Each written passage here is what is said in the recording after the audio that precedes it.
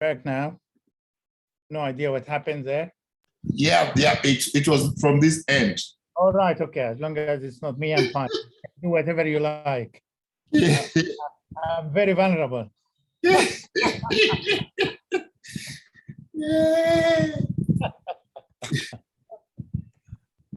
Wow, still, we can't get Stewart back.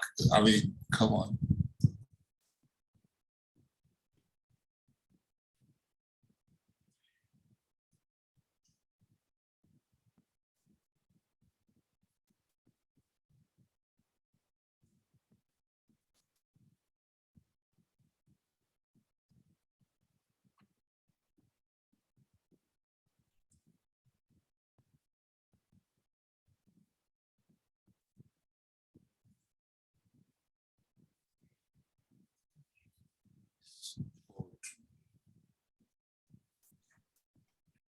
Are we waiting?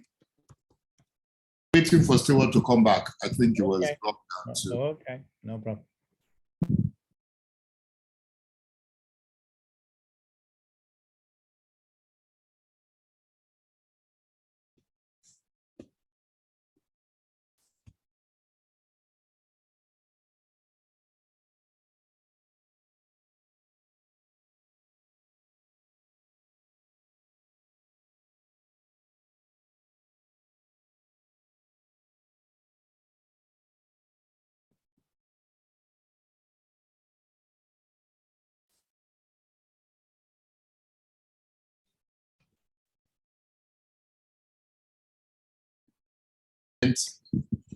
Oh, okay. We're waiting for the Sogon president. We'll wait for him for 2 more minutes and then we'll start.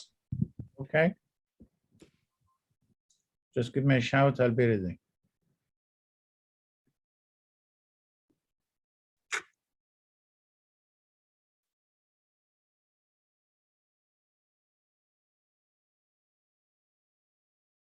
Yeah, I'm back on now. I think I got logged out for some reason. No, it came from this end. It was from this end. I'm sorry. Anyway, the video is working. I've got the right presentation up now, so okay, I'm happy with that.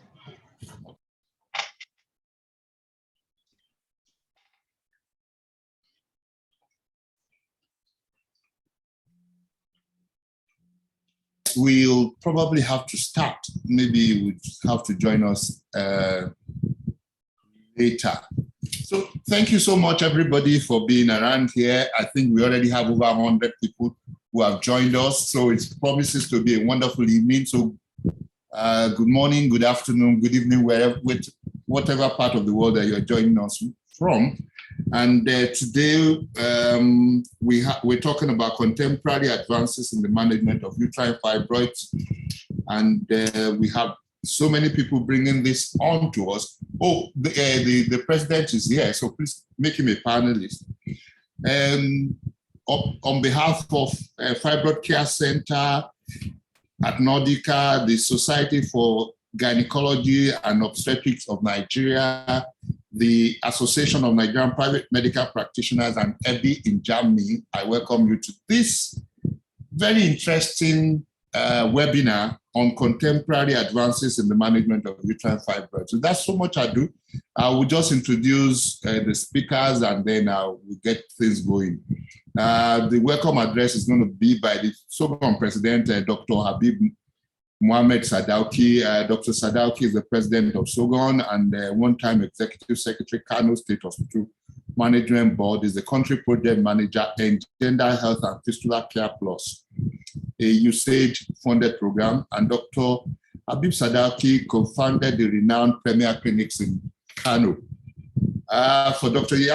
Professor Yakub, well, I have 4 pages of intro here, so I'm just going to try to make it very short. He's a professor at reproductive medicine and surgery at Guy's and St. Thomas's Hospital and King's College London, and is currently the head of fertility services and director of assisted conceptual unit, as well as Center for Pre-Implantation Genetic Diagnosis. He has a lot of membership, but his special interests include infertility, assisted conception, pre-implantation genetic diagnosis, fertility service development and service review, uterine fibroids, and their conservative management. So it's my pleasure to welcome you, Jacob. And probably, I know you do a lot of things in Egypt, but this probably is your first time of doing something in Nigeria, though it's virtual. Am I right? Yes, that's correct. And that is not something I should be very proud of. Not to worry, we get you here more frequently. And then we have Dr. Mr. Stewart Dinsu, who is a consultant gynecologist and practice in London, with special interest in fibroids, pelvic pain, and endometriosis. Dr. Dinsu is well known to us. He's a homeboy, and he does a lot of laparoscopic work in Nigeria and in the UK. He's a lead robotic gynecology surgeon, and he performs quite a number of things. His special interest is endometriosis, fibroids, and he plays a lot with the Da Vinci robot system. Okay, so he likes to play golf and is a keen marathon runner for the London Northwest Healthcare Charity. Stewart, I'll take you up on that later on. That's more for Instagram than any other thing. Anyway, good to have you here, Stewart. And thank you. So, without much ado, I'll hand over to my president, the president of Society of Gynecology and Obstetrics of Nigeria, Dr. Sadauki, to give us his welcome address. Thank you, Dr. Ajayi. Let me first of all, thank you very much for organizing this webinar. It's been very educative. And I want to also, on behalf of Sogon, thank all the panelists who have agreed to talk to us on this very important topic. Fibroid is such a very common condition that no gynecologist,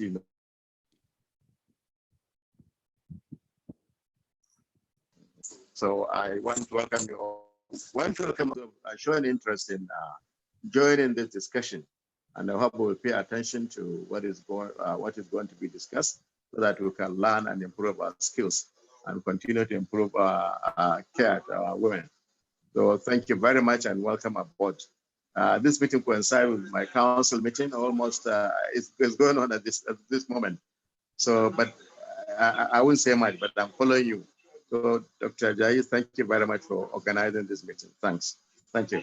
Thank you. My pleasure, President. Always a pleasure to have you. And thank you for even taking time despite your council meeting. Yeah. Thank you. So without further ado, I'll just hand over to Jacob. Please, Jacob, you have the floor. Okay, thank you very much, Abayomi, for the invitation and for all the friends in Nigeria for being together. Let me start first that I am not lecturing anything to my friends in Nigeria, because that will be a bit presumptuous of me, because you have the experience and the expertise and the know-how. That's number one. I am not lecturing on any high-tech or any advanced endoscopic or robotic surgery. My friend Stewart will take care of that. So I am just presenting my experience with fibroid that I deal with day in and day out, Friday, Saturday, Sunday, any day. And it is thanks to being practicing in the southeast of London, where the population really, when you read in the textbook that the prevalence is 1 in 4 or 1 in 3, you would doubt what you're reading, because it sounds where we practice is almost 1 in 1. So with that introduction, I would like to just remind people that fibroids can only be neat most of the time in the textbooks, where you see a drawing like this. It is very neat and tidy, but in life, real life, they come in all shapes and forms, from the little fibroid that you see at hysterosonography to a submucosal fibroid polyp at hysteroscopy, to the standard normal run-of-the-mill fibroid presentation here, where you have intramural and subserosal. And occasionally you have, not occasionally, actually, most of the ones that we deal with at Guy's and St. Thomas's will be similar to this category. We are there everywhere. Occasionally you are faced with a humongous surgical challenge here, because you can see the uterus absolutely blameless, but it is sitting on top of that huge cervical fibroid with the challenges that it poses. Occasionally also we see the innocent that never killed anyone subserosal fibroid here at the time of laparoscopy, and there is nothing that needs to be done about this. The clinical scenarios are variable.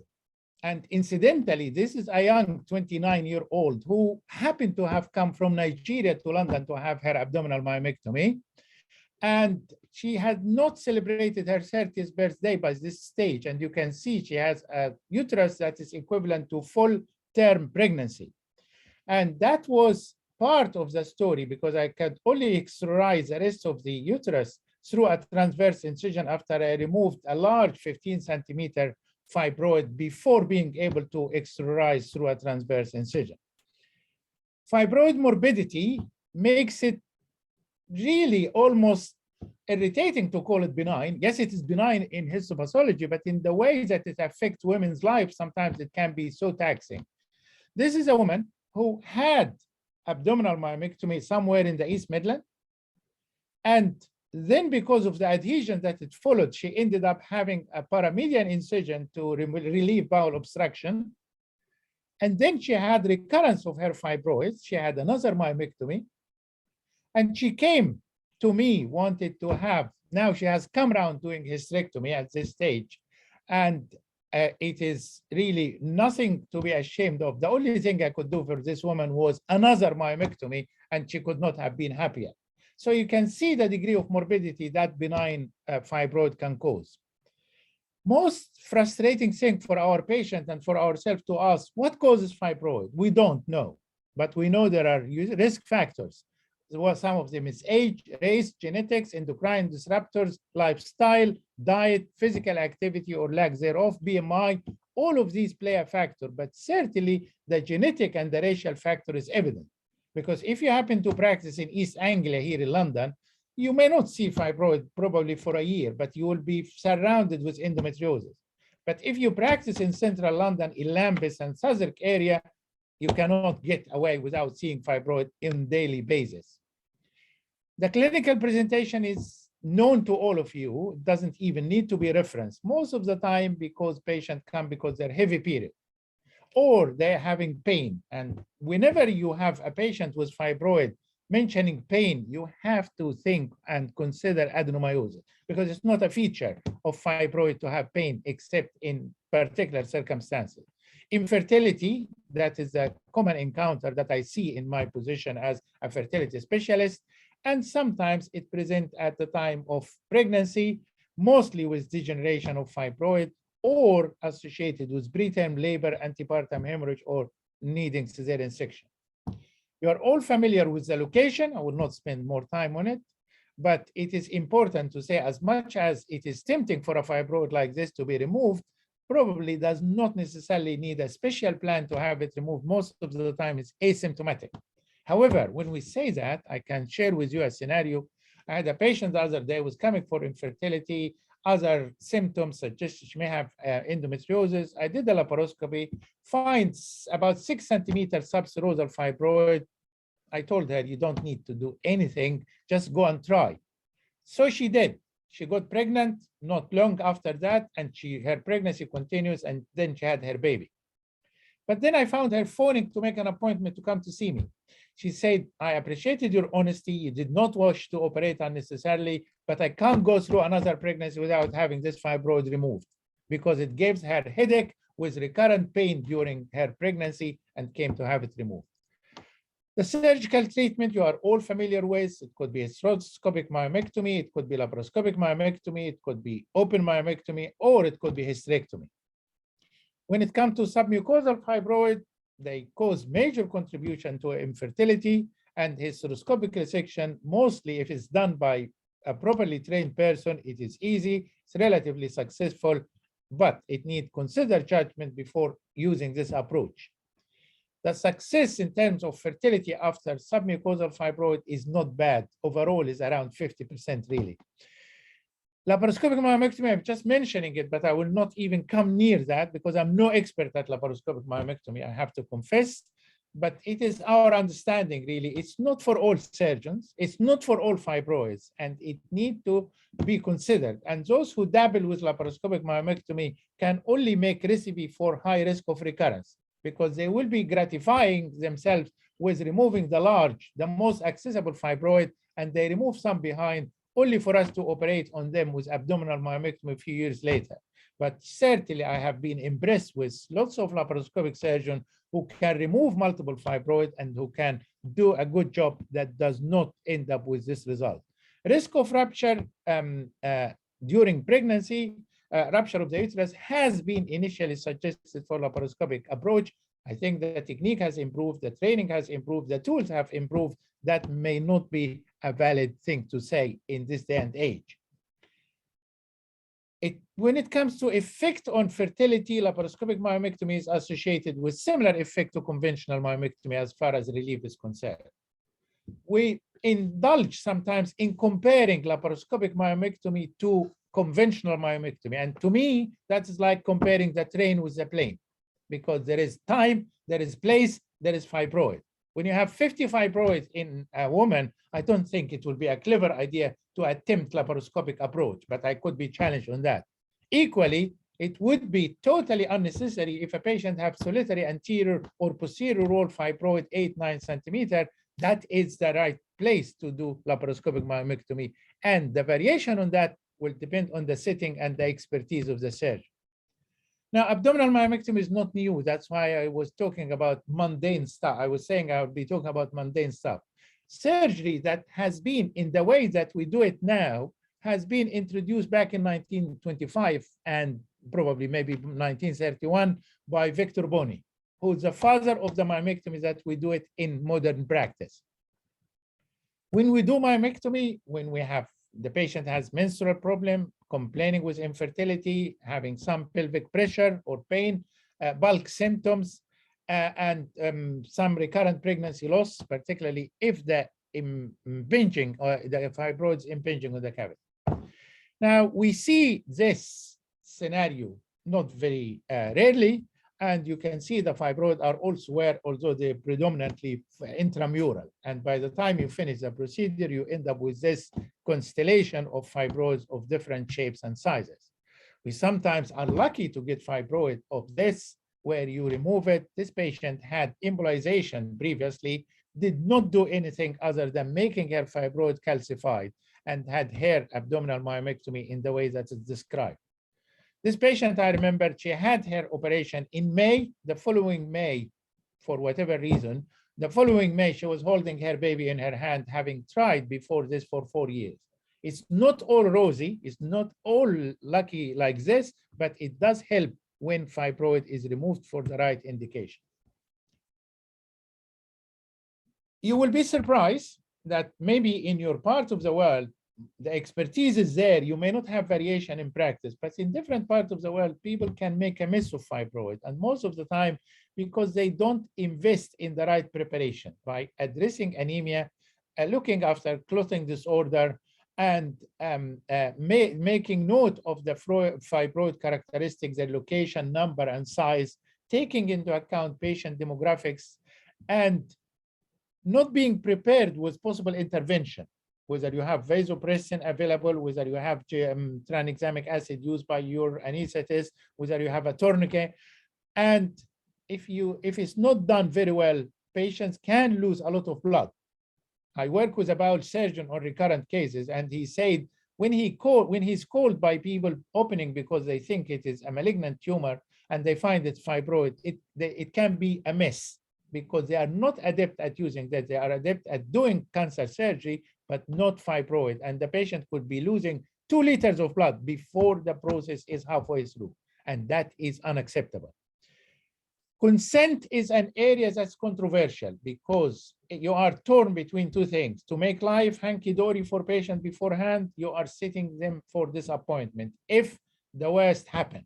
So there is nothing special about the consent. So you have the one that is common, like all surgery, discussing the options, the risks and benefit, including mentioning the option of laparoscopic surgery for the appropriate patient.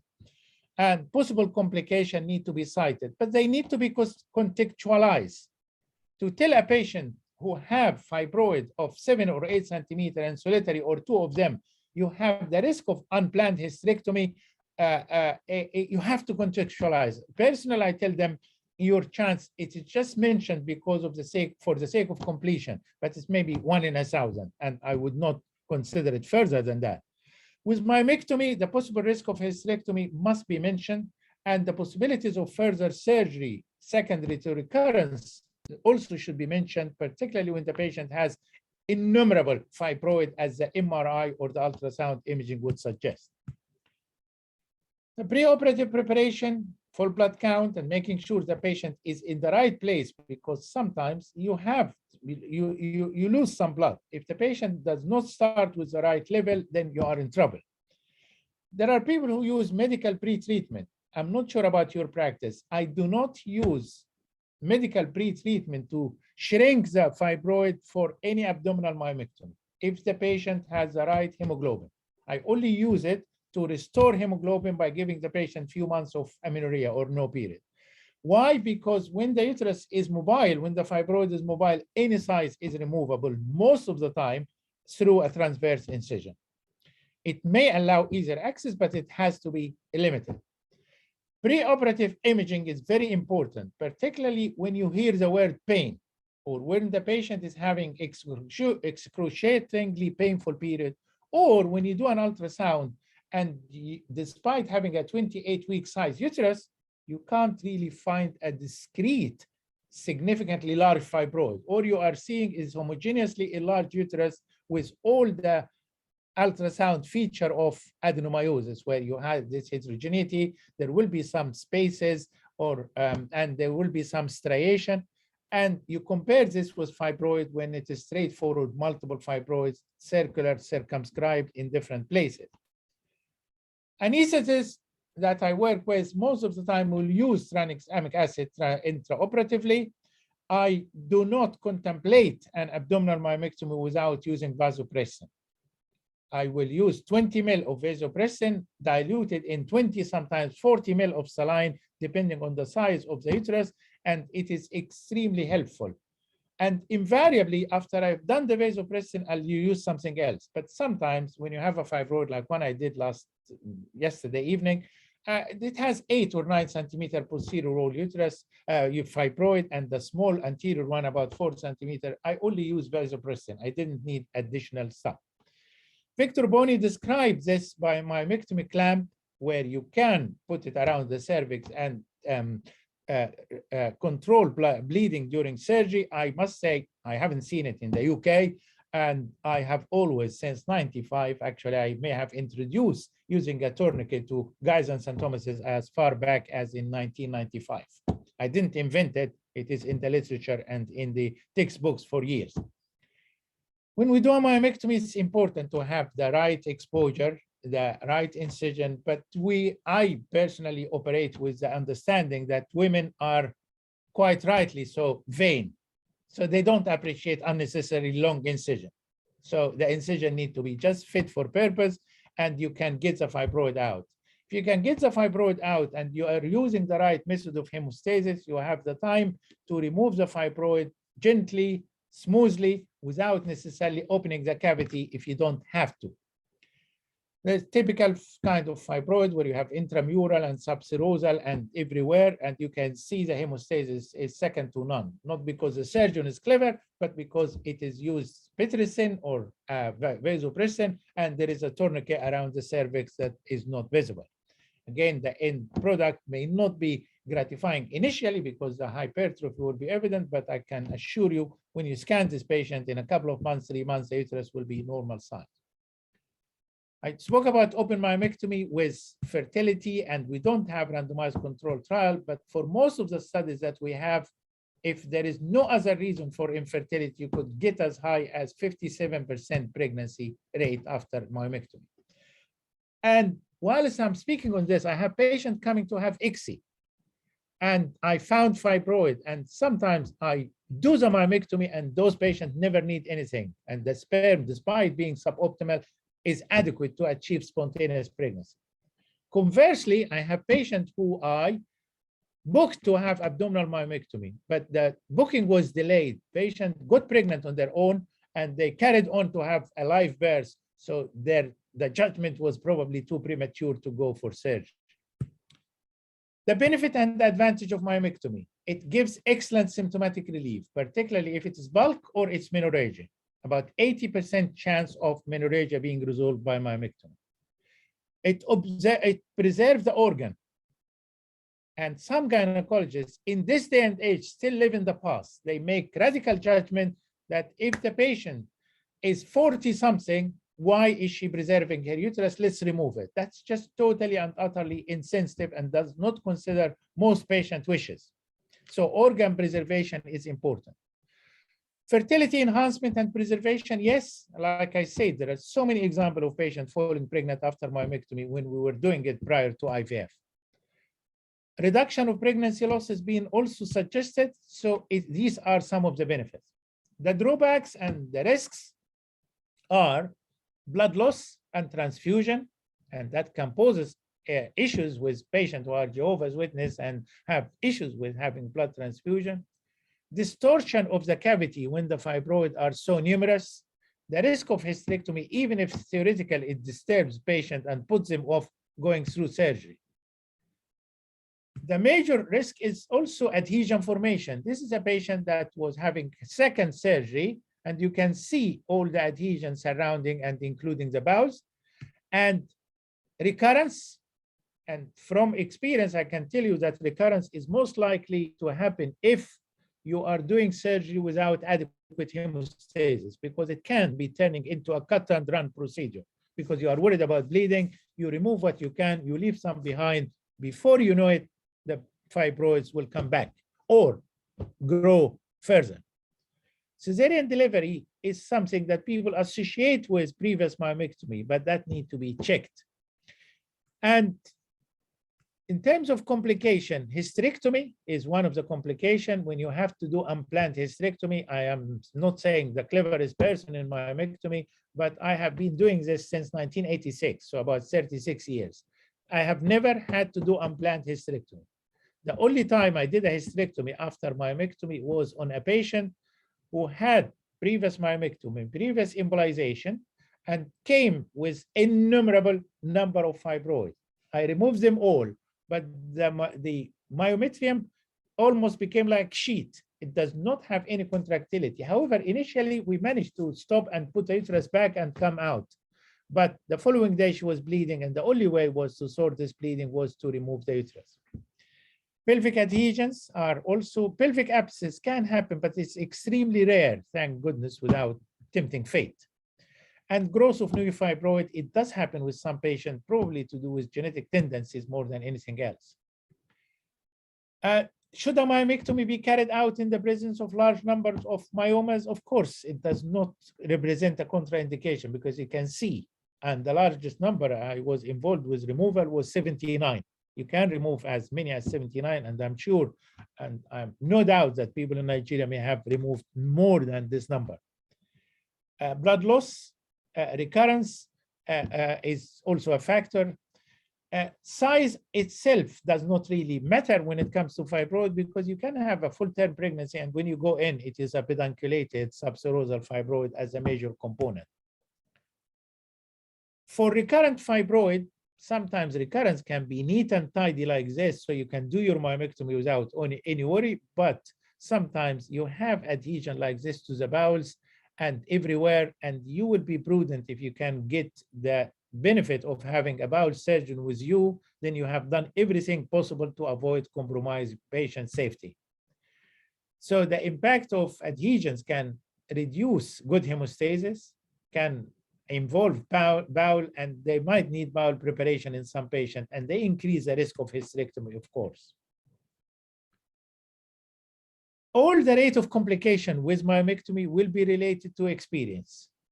The more you practice of anything, the better you get. And the same applies to myomectomy, whether it's laparoscopic or hysteroscopic or conventional. And there is a paper in the literature for quite some time now looked at this, the rate of complication. And there were 4 papers in that study, and you can see the total risk of serious complication like hysterectomy was about 1 in 200. And when it comes here for a small series, for instance, if there is 1 from 67, that will be 1.5%. However, in all, the collective total complication from febrile morbidity, blood transfusion, hysterectomy, post-operative other complication was less when it comes to the largest series, which was nearly 200 myomectomy, but it was high when the number was small, which pays some attention to the fact that what you do matters. Hysterectomy is a principal treatment for uterine fibroids. If you ask all over the globe, probably most gynecologists will offer hysterectomy more than they do myomectomies. It is associated with mortality of 1 in 10,000. It is associated with major morbidity of 3% and minor morbidity of at least 15%, but patients are usually satisfied when they had their problem resolved once and for all, if reproduction was not an issue. But in 2021, or even before, we live in an era where women really would like to maintain their ability to reproduce even beyond the reproductive years. And the media does not help, because here, look at the BBC website, a few years back, talking about a woman who has twins at 56. They don't mention that this woman had donor eggs. So for the uninitiated will say, I can get pregnant at the age 50 or whatever. Why are you offering me to remove my uterus?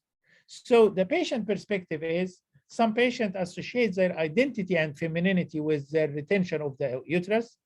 Some have modern fertility aspiration like this one, and some have rightly or wrongly associated their sexuality and psychosexual function with the retention of the uterus, and losing it may affect that, when we know probably evidence-wise there is nothing strong to support that. And some other reasons, and I have patients who said, I would like to be reincarnated with all of my organs on board. You might laugh at this, but we can't, because we have to respect patient wishes regardless of how we feel about them. Our perspective, or some gynecologists' perspective, they'll say, why are you keeping the uterus if the patient will not have the benefit of reproduction? But at what age you can make that judgment? A completed family, what completed family? 1, 2, 3, 15? That's something personal and individual.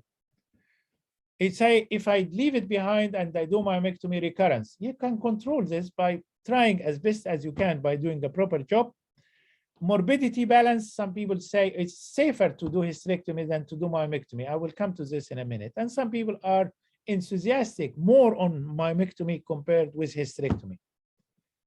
When you compare the morbidity of hysterectomy versus myomectomy, really, it does not say a lot that hysterectomy is associated with less morbidity compared with myomectomy. And here is this paper where it looked at the odds ratio for post-operative complication for myomectomy versus hysterectomy. And the overall morbidity was not different. The hemorrhage and all of that, there was nothing really to separate the two. There is nothing significant in terms of the morbidity comparison. When you look at the febrile morbidity, it is maybe more with myomectomy, it is less with hysterectomy. Hemorrhage is 9.6 with myomectomy, but it's not lower with hysterectomy, which is the main incentive for doing hysterectomy. Unintended procedure, comparable. Life-threatening complication, comparable. And readmission is similar with hysterectomy or myomectomy, at least in that series in American Journal of Obstetrics and Gynecology 22 years ago. So myomectomy or hysterectomy, we don't have any controlled trial to demonstrate that abdominal myomectomy is associated with greater morbidity, and we had this as a conclusion. So finally, ladies and gentlemen, thank you for listening to me, and I leave you with Victor Boni's assertion that since cure without deformity or loss of function must ever be surgery's highest ideal, the general proposition that myomectomy is greater achievement than hysterectomy is incontestable. He said that in 1931. It applies in this day and age, that conserving and preserving the uterus is a huge achievement that we should all endeavor, particularly when the patient wants so. Thank you very much for your attention. Yeah, thank you so much, Jakob. Yeah, very, very enlightening. And I think we'll just leave the questions until all the speakers have spoken, and then we can take the questions. Sure. Wonderful, wonderful lecture. Thank you. So we just go straight to Stewart now. Stewart is talking about the role of laparoscopy in the management of uterine fibroids. So Stewart, you have the floor.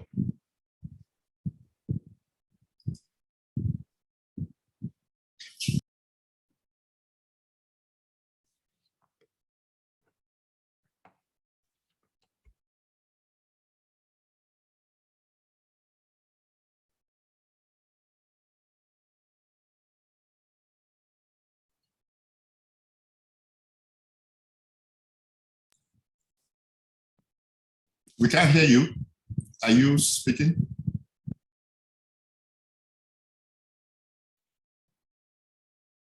So you are muted.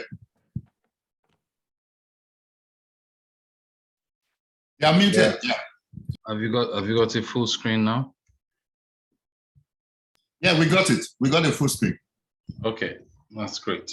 So thanks for the invitation. It's a pleasure to be part of SOGON once again, and via Nordica Fertility and Fibroid Center.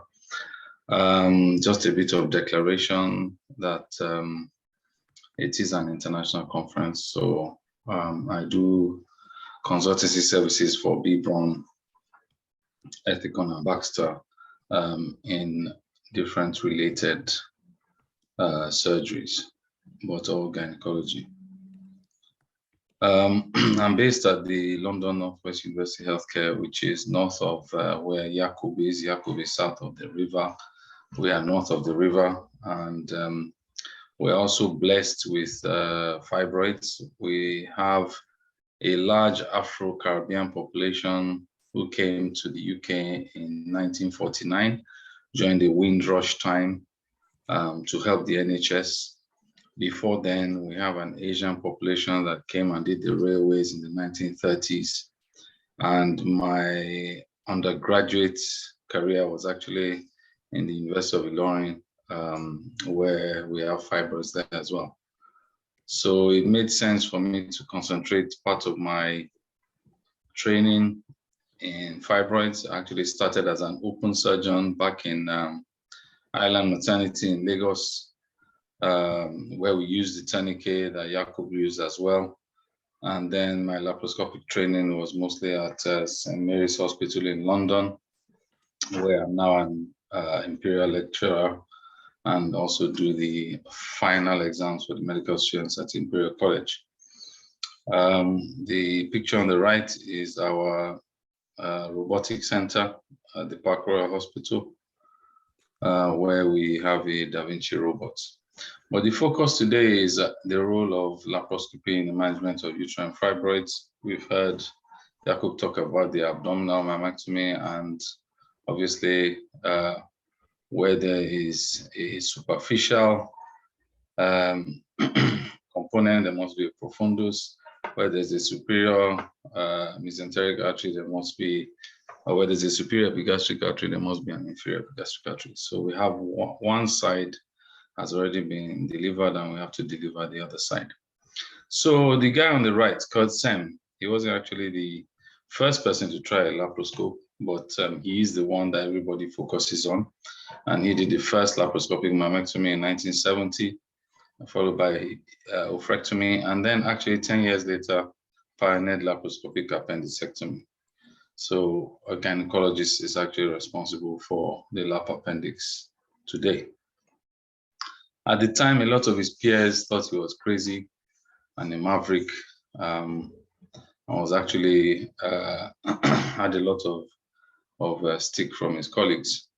So our role today is what does laparoscopy do for fibroids?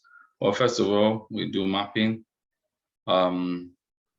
We can assess laparoscopically for previous abdominal surgeries. We can assess the feasibility, whether we should continue or just pull the laparoscope out and do an open procedure, or what the Americans term now as the LAM management for fibroids, which is a laparoscopic assisted abdominal mammectomy. And we'll come into that later on in the presentation, because in the States now, you are not allowed to mutilate unless you use a musculator bag. I believe in the use of GnRH analogs. A lot of my patients come anemic like that of Jacob's, and quite large fibroids, which the GnRH analog can shrink in some cases between 10 and 25%. This is just enough for the laparoscopic surgeon to use a 30-degree camera to go around the sides and reassess whether it's doable laparoscopically or otherwise. Laparoscopic suturing is one of the most difficult things I find in gynecology. Up till today, I need the theater quiet, the lights down, and everybody attentive. We can also do a dye test at the same time. I do a dye test at the beginning of the laparoscopy to check whether the tubes are patent and whether indeed all fibroids need to be removed, because this is what the women want, but we have to decide on the rate of recurrence and whether that fibroid is actually beneficial coming out or staying in. I believe in intracapsular putrescine, which is a modified Dillon's infiltration. I use 20 in 200 mils, and Dillon used 20 in 100 mils back in 1952. We also use anti-adhesive agents and hemostatic agents in laparoscopy. And there's also a second look laparoscopy for patients that have recurrent fibroids. Also, with patients with previous abdominal incisions, I'll show you videos and pictorial views to show that starting with the laparoscope has its role. Of course, we have some data on fertility outcome, spontaneous data, and Yomi, I'm sure, has a lot of data on IVF outcomes after laparoscopic mammectomy. So the history of fibroids, I think Jakob alluded to it. Between 1844 and 1845, John Hartley did 14 cases and actually won an award for this, though not all the patients survived. In 1860, Rokitansky, who's based in the Czech Republic, actually coined the word mammectomy. And Nigerian women in 2022, 3 out of 4 of them are walking around with fibroids and don't present till the average age is about 40 in Lagos. So seedlings are sometimes undetectable by the naked eye and detectable laparoscopically. We know that there's a bulky mass that distorts the uterus and patients are symptomatic. There are different reasons for having fibroid growth, including genetic, environmental, progesterone factor, autocrine factors, but the evolution of the internet now, you get your patient in front of you with a lot of informed choice in front of them, and sometimes misinformed because they go to different websites and just accumulate a lot of information and believe that any mass they have can be done by a laparoscopic surgeon. As Jakob has alluded to before, not all fibroids are for laparoscopic surgery, and I also still do the laparoscopic assisted abdominal mammectomy in this day and age. The Agency for Healthcare Research and Quality in 2017 in the States looked at mammectomy. They looked at symptom status, pregnancy outcome, sexual function, fibroid recurrence, and subsequent treatment for fibroids, as well as satisfaction outcomes. What they concluded was that there's a faster return with laparoscopic mammectomy. There is some evidence to show a better fertility outcome and reduced blood transfusion rates. So also Dubison had the current review, not so current, in the year 2000, that's 20 years ago, and the debate is still on. So what are my criteria, or what are criteria for laparoscopic mammectomies? First of all, you need to know your patient. You need to have assessed them, check the symphysiofundal height, so go back to the bog standard, history, physical examination, BMI of the patient is getting larger these days, and also the manufacturers for laparoscopic instruments have also produced longer trocars. We have the 7500 and 150, and these days we can start with an abdominal scan, move to a transvaginal, and we have 20 MRIs in Lagos right now which is a phenomenal amount of equipment in one area of the country. As I said, I do use Zoladex. It does reduce fibroid bulk, but also there are other uses such as decreased fibroid perfusion, and also is softer for the surgeon, as I will show you later. I won't bore you with figure classification, but today I did a cervical mammectomy at about 1 o'clock as an emergency case, which was already arising from the fundus and coming out through the cervix.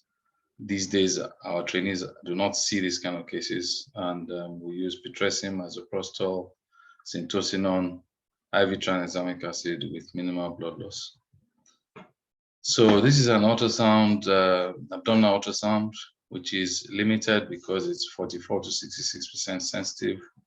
The transvaginal scan is more sensitive in this particular patient. She's a Virgo intacta and did not consent to transvaginal scan. So is an abdominal scan good enough? For this particular patient, I didn't send her for an MRI, which probably wasn't the most brilliant idea. But my laparoscopic approach was through the modified Palmer's point. I'll go into that in a little bit. And that is 8 centimeters lateral from the midline and 3 to 4 centimeters down from the subcostal margin.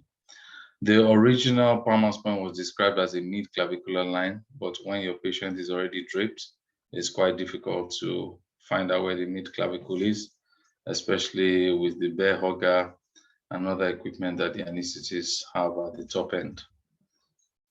So we talk about passenger locator form when you're trying to get a ticket to Nigeria. If you don't book your overseas COVID test and you can't travel, we also should have a fibroid locator system or fibroid locator form.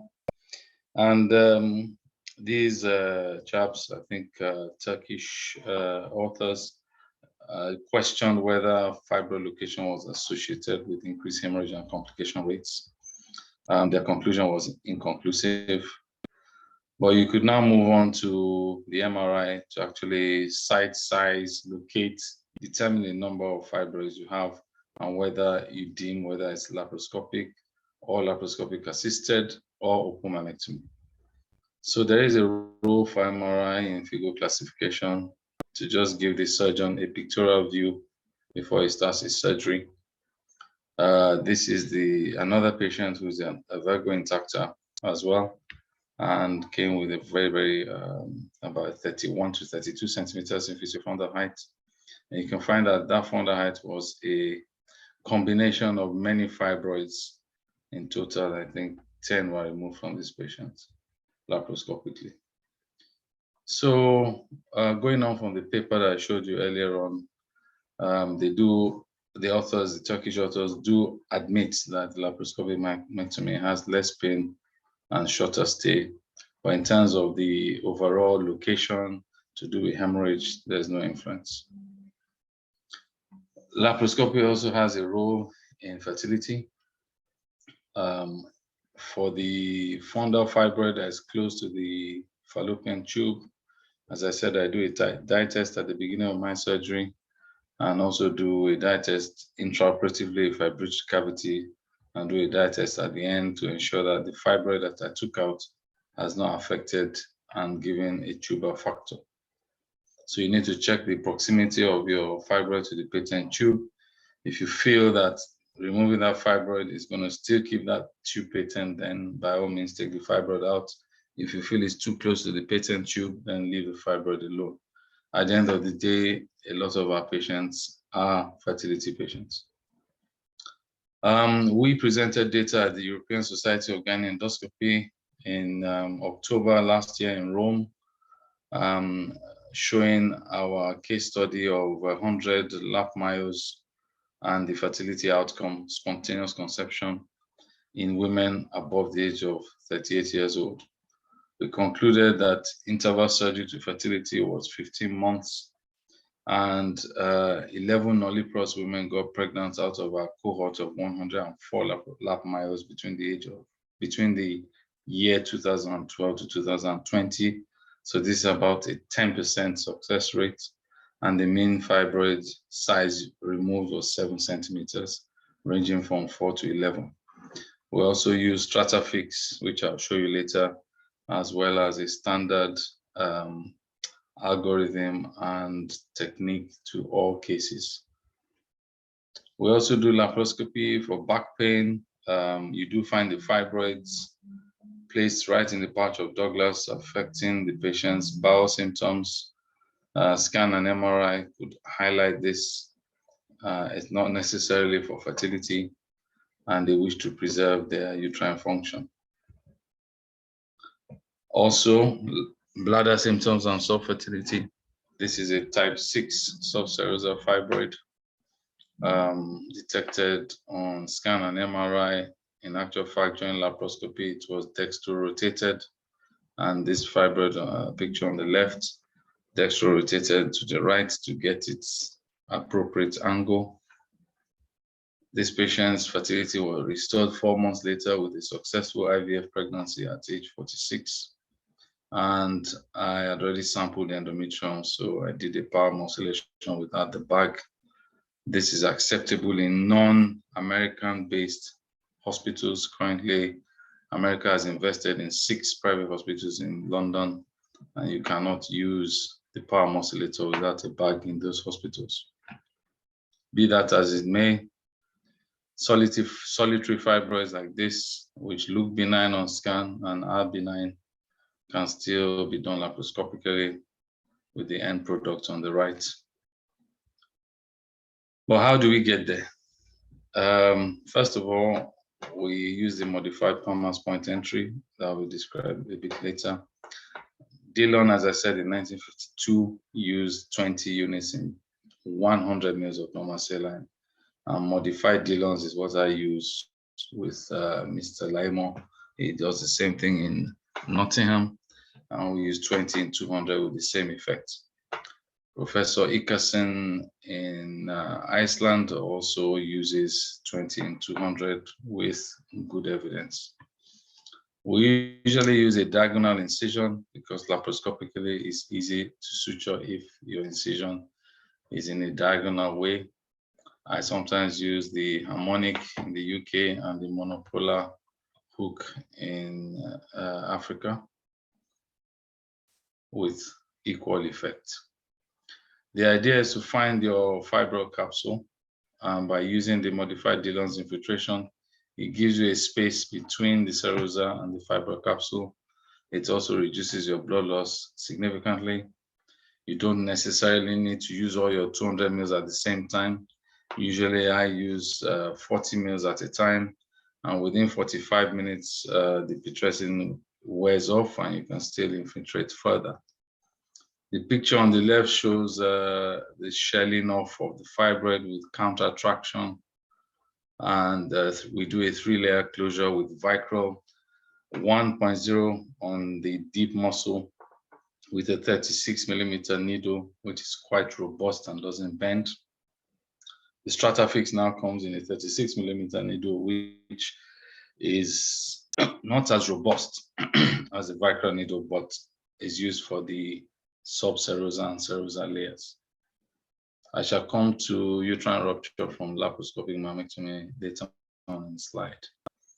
We also use anti-adhesive agents such as halobarial gel on the left, which has a randomized control trial evidence in hysteroscopy and division of Ashermans, and the same rationale is applied to laparoscopy. Esmia was ulipristal acetate, was branded in 2014-15 by Gideon Richer with extensive marketing strategy. I was one of the surgeons that also used this product. However, this product is currently banned as there is an effect on the liver, and it resulted in liver injury in 5 patients, one of which died from a liver transplant or following a liver transplant. So we go back to Zoladex. It's been around for years. They use it in prostatic CA. They use it in benign prostatic hypertrophy. We use it in gynecology. It does decrease the size. It reduces perfusion and improves the hemoglobin level of the patient. It avoids a blood transfusion, it softens the fibroid, and in my opinion, it does not obscure the planes the way my professor told me when I was in the University of Ilorin. I shall now show you a video of a patient who's already had Zoladex. We then move to using a laparoscopic view from the modified Palmer's point. This patient on initial inspection has about 3 fibroids. However, the video will further show you that there are more fibroids hidden beneath. The fibroid on the left is a subserosal close to the left fallopian tube. Initially introduced a spinal gauge needle 18G, there are bigger ones 16 and 14G. And this is Dillon's modified Dillon's technique of putrescing 20 international units in 200 ml of normal saline. You can see the blanching effect within seconds. This decreases blood loss significantly. And I'll move on to a dye test to check whether the tubes are patent. The right fallopian tube, definitely patent, and the left fallopian tube, I believe, was also patent in this particular case. A diagonal incision with the harmonic endo shears was then performed. You can see hardly any blood loss with 20 international units in 200 ml. The laparoscopic claw on the left is called the mother-in-law for various reasons. My staff always laugh when I ask for the mother-in-law, but it is a very robust instrument. It grips the serosa with minimal tearing. It goes through a laparoscopic 10 millimeter port, and also modulation goes through the same left lateral laparoscopic 10 millimeter port.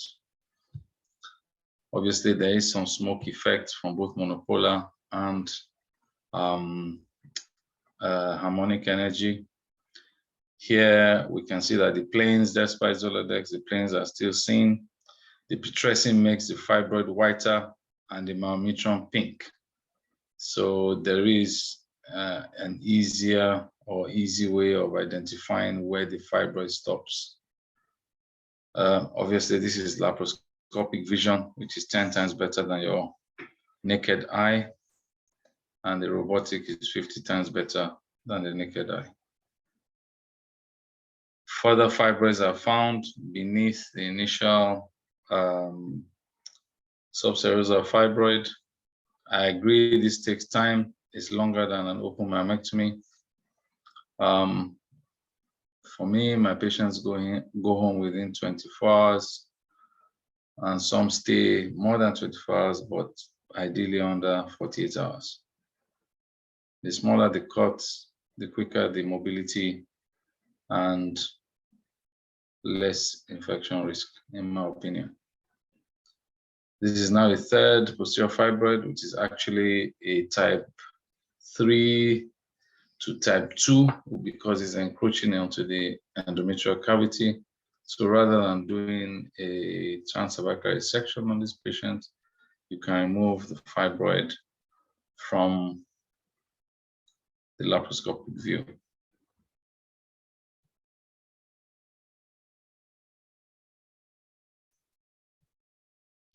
I'll move the video on a bit. Coming to laparoscopic suturing. This is an acquired technique. It requires a lot of training on a laparoscopic box.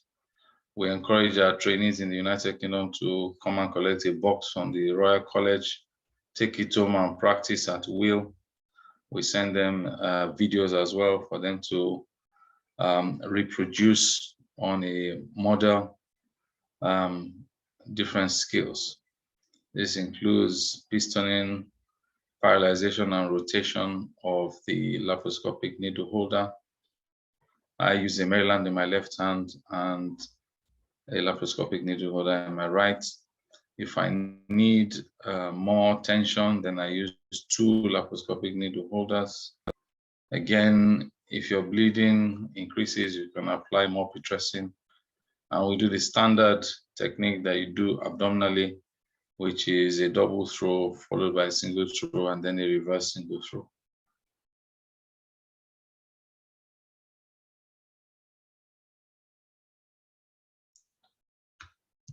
Right, so this is a 48-year-old lady who presented to me with a birth certificate of 38-year-old and then crossed the shores from Nigeria to the United Kingdom and then brought a different birth certificate that showed she was 48 years old.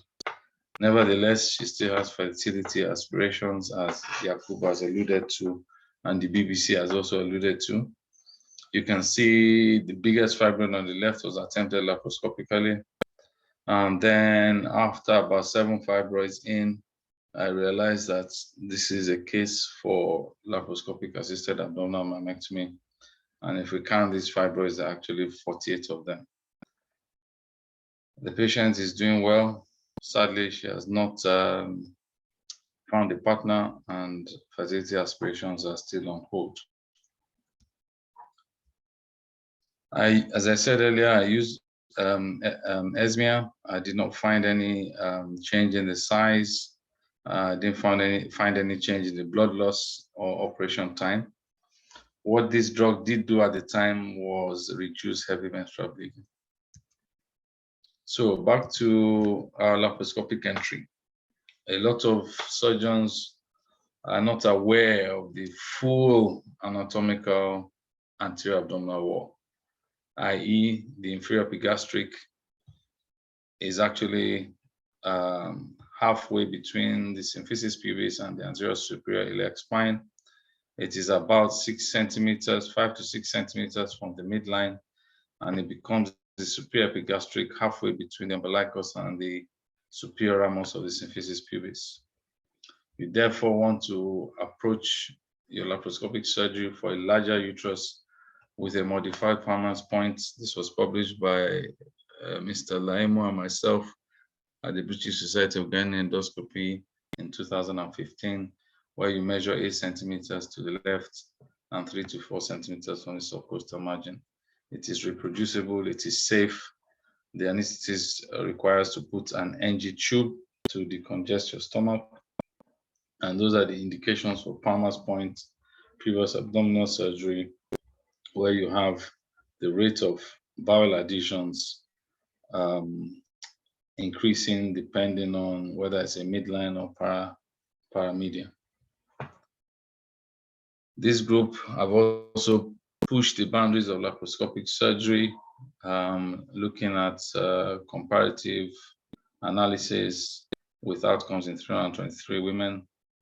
This patient presented from Lagos, Nigeria to the United Kingdom for laparoscopic surgery after reading a lot on the internet. My research fellow asked me to perform an open procedure.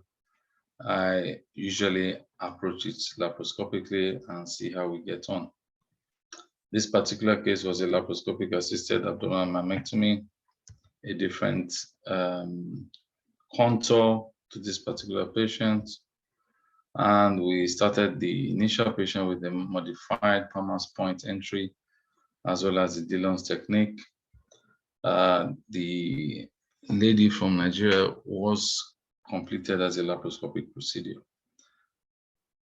So reducing laparoscopic loss in fibroid surgery, we need a few gadgets. We need help from the anesthetist with IV tranexamic acid, 1 gram at induction.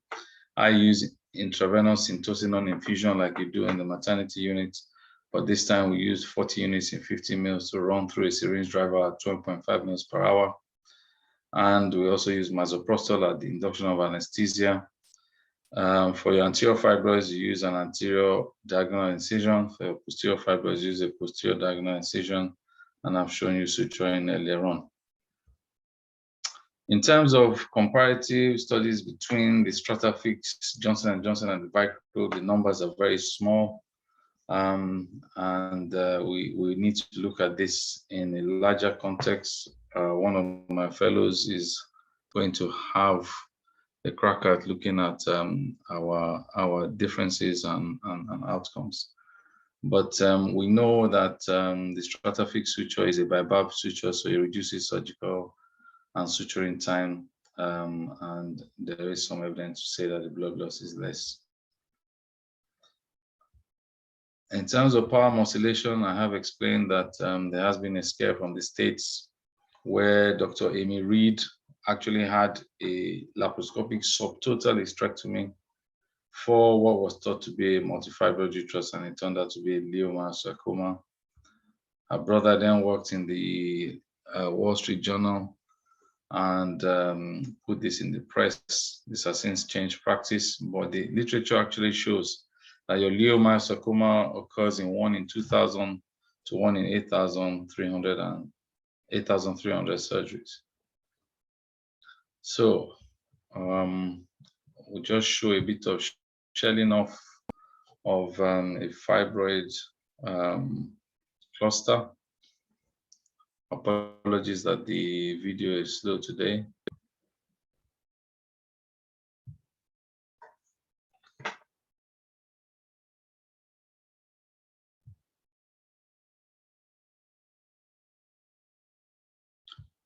So on scan, sometimes they tell you that the fibroid is, you've got 5 fibroids, you start laparoscopically, there are more than 5, and then you have to decide whether you keep going or you have to stop your procedure. I don't blame the person that scans. I've scanned myself and got the numbers wrong. I think scanning has its own limitations. I think the video is a bit slow, so I'll move on to the next slide. So my first 35 cases showed that the average age of our patients are 40 years old.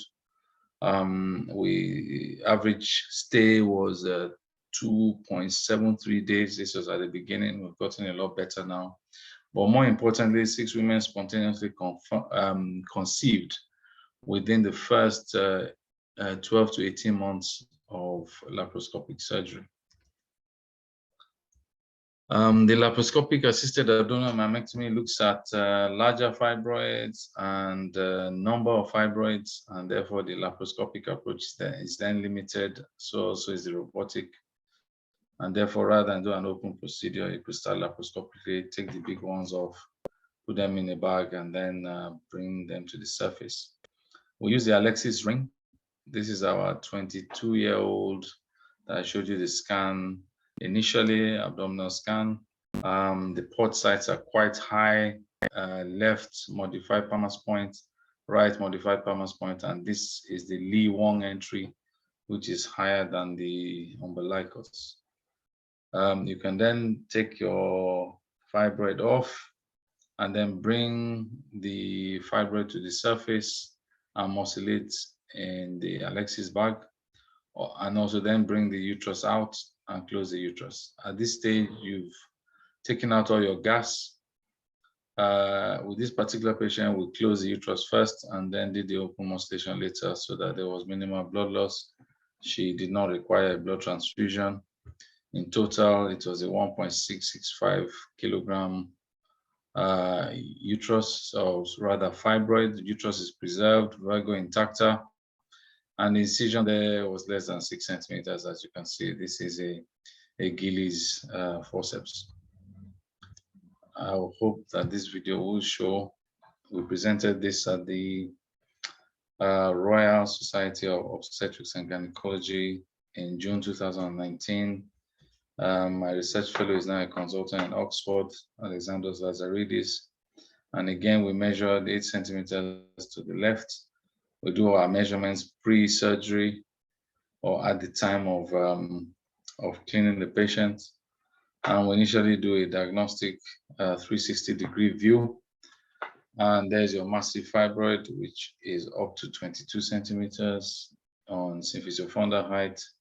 Laparoscopically, it seems larger. Port placements are high. Again, modified Dillon's infiltration, Pitressin with 20 international units in 200 mils. Use volume, check your anesthesis. There's no increase in blood pressure. There's no increase in heart rate. Here we started with the Thunderbeat, which is made by Olympus, similar to the harmonic. And the Thunderbeat struggled. So we moved to the old-fashioned monopolar hook and laparoscopic tenaculum. Eventually shelled the fibroid off the uterus and packed it at the right hepatic flexure. You can see there is some blood loss, but not excessive. We use the suction as a counter traction, and then can use more pitressin here.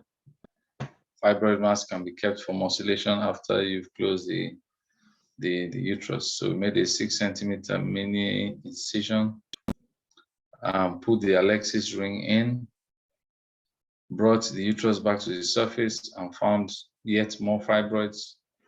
Close the uterus in 3 layers using Vicryl, and then perform the 20 to 25 minute knife musculation via the Alexis ring.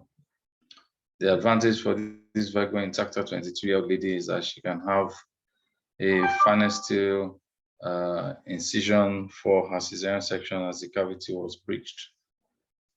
That is the laparoscopic view of the uterus at the end and the Alexis ring. Patient went home within 48 hours. So we talked about, Jakub talked about recurrence rate after laparoscopic mammectomy. This paper shows that it's down to 4 in 100. And though the study had a small number, I myself have done laparoscopic mammectomy on patients 10 years ago, and recently did one on a lady who is currently 41 years old. And our previous surgery was when she was 31. The fibroids were not in the same position as before. I didn't see them at the last surgery. They are new growths within a 10-year period. In terms of rupture rate, it's about 6 in 1,000 based on the study done in Japan. In terms of training, I think for laparoscopy, we use the T principle. You have to have a team around you. It's not just you. You have to have been adequately trained, be ambidextrous, have good hand-eye coordination. We run a laparoscopic mammectomy course in my hospital. We did one this year. We haven't done one for quite a few years because of COVID. And you need to prepare your patient and know your patient. Be there for the aftermath if there is any, and also be there when she comes back for a cesarean section. I think the future is robotics is taking a while to take off in the United Kingdom, and currently, I believe South Africa and possibly a second country in Africa have the Da Vinci robot, but not for robotic mammectomy. Currently in the United Kingdom, just a couple of centers doing robotic mammectomy. Any questions, please? Thank you. Yes, thank you so much, Stewart. Yes, we just hope the questions will come at the end of the talk. Yeah, but okay. Okay. Yeah. Thank you, Jakub. I see that you've taken away some of the questions, you've answered them. So I'm sure the questions will come in. So Stewart, just be on the lookout, the ones that you can answer immediately in the Q&A. Sure. So I'm just going to start my talk on HIFU in the management of uterine fibroids.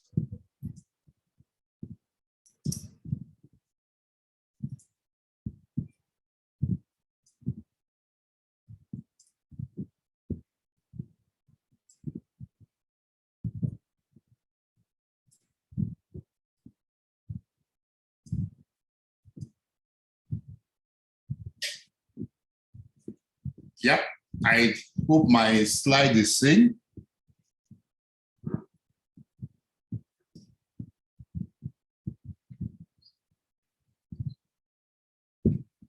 Yes, okay, so we've listened to Jakub and Stewart, yes, and so this is what this slide says about the evolution and the management of uterine fibroids But it's not as if one has gone and then the other one has replaced it. It's just that what we're saying is that there are many options as some of these indication, the techniques are coming up.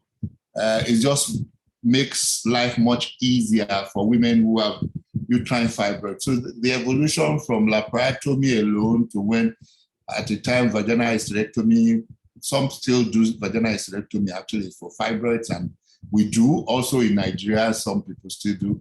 And of course, the minimally invasive, which still what has taken us through. But what I'm talking about today is the non-invasive. If you see that uterine artery embolization also is on this list, but it's also a minimally invasive surgery. So now people ask me, what is HIFU? Each time I say HIFU, they say, what is HIFU? And that's one of the things that we're trying to answer today. HIFU is high intensity focused ultrasound. And it's a non-invasive technique that uses non-ionizing ultrasonic waves to hit or ablate tissues.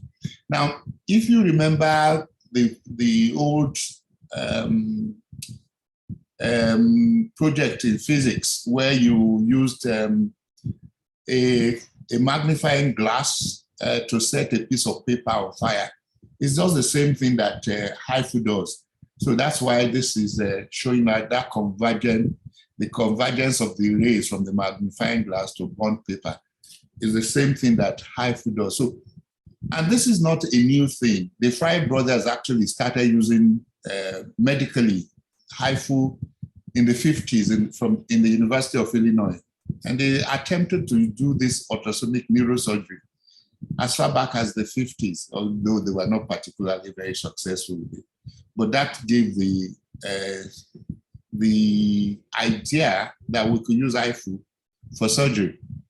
And the first commercial HIFU machine was called the Sonoblade, which was launched in Europe in 1994.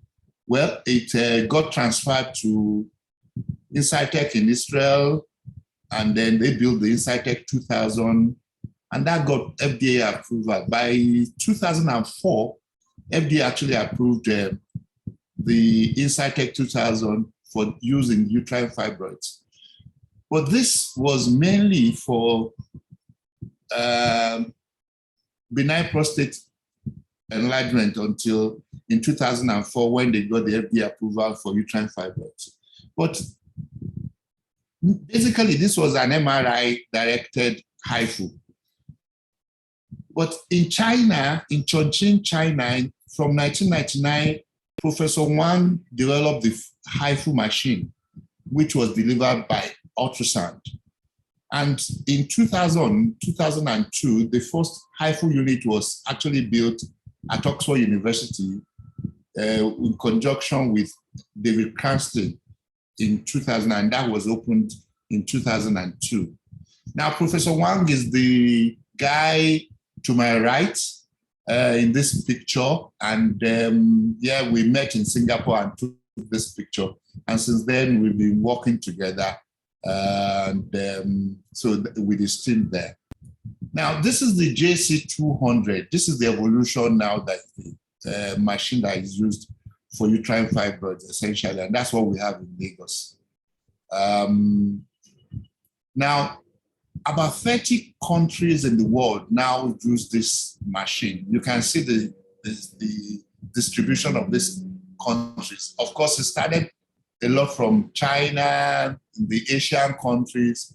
Now it's coming to Europe. A lot of European countries now are beginning to adopt it.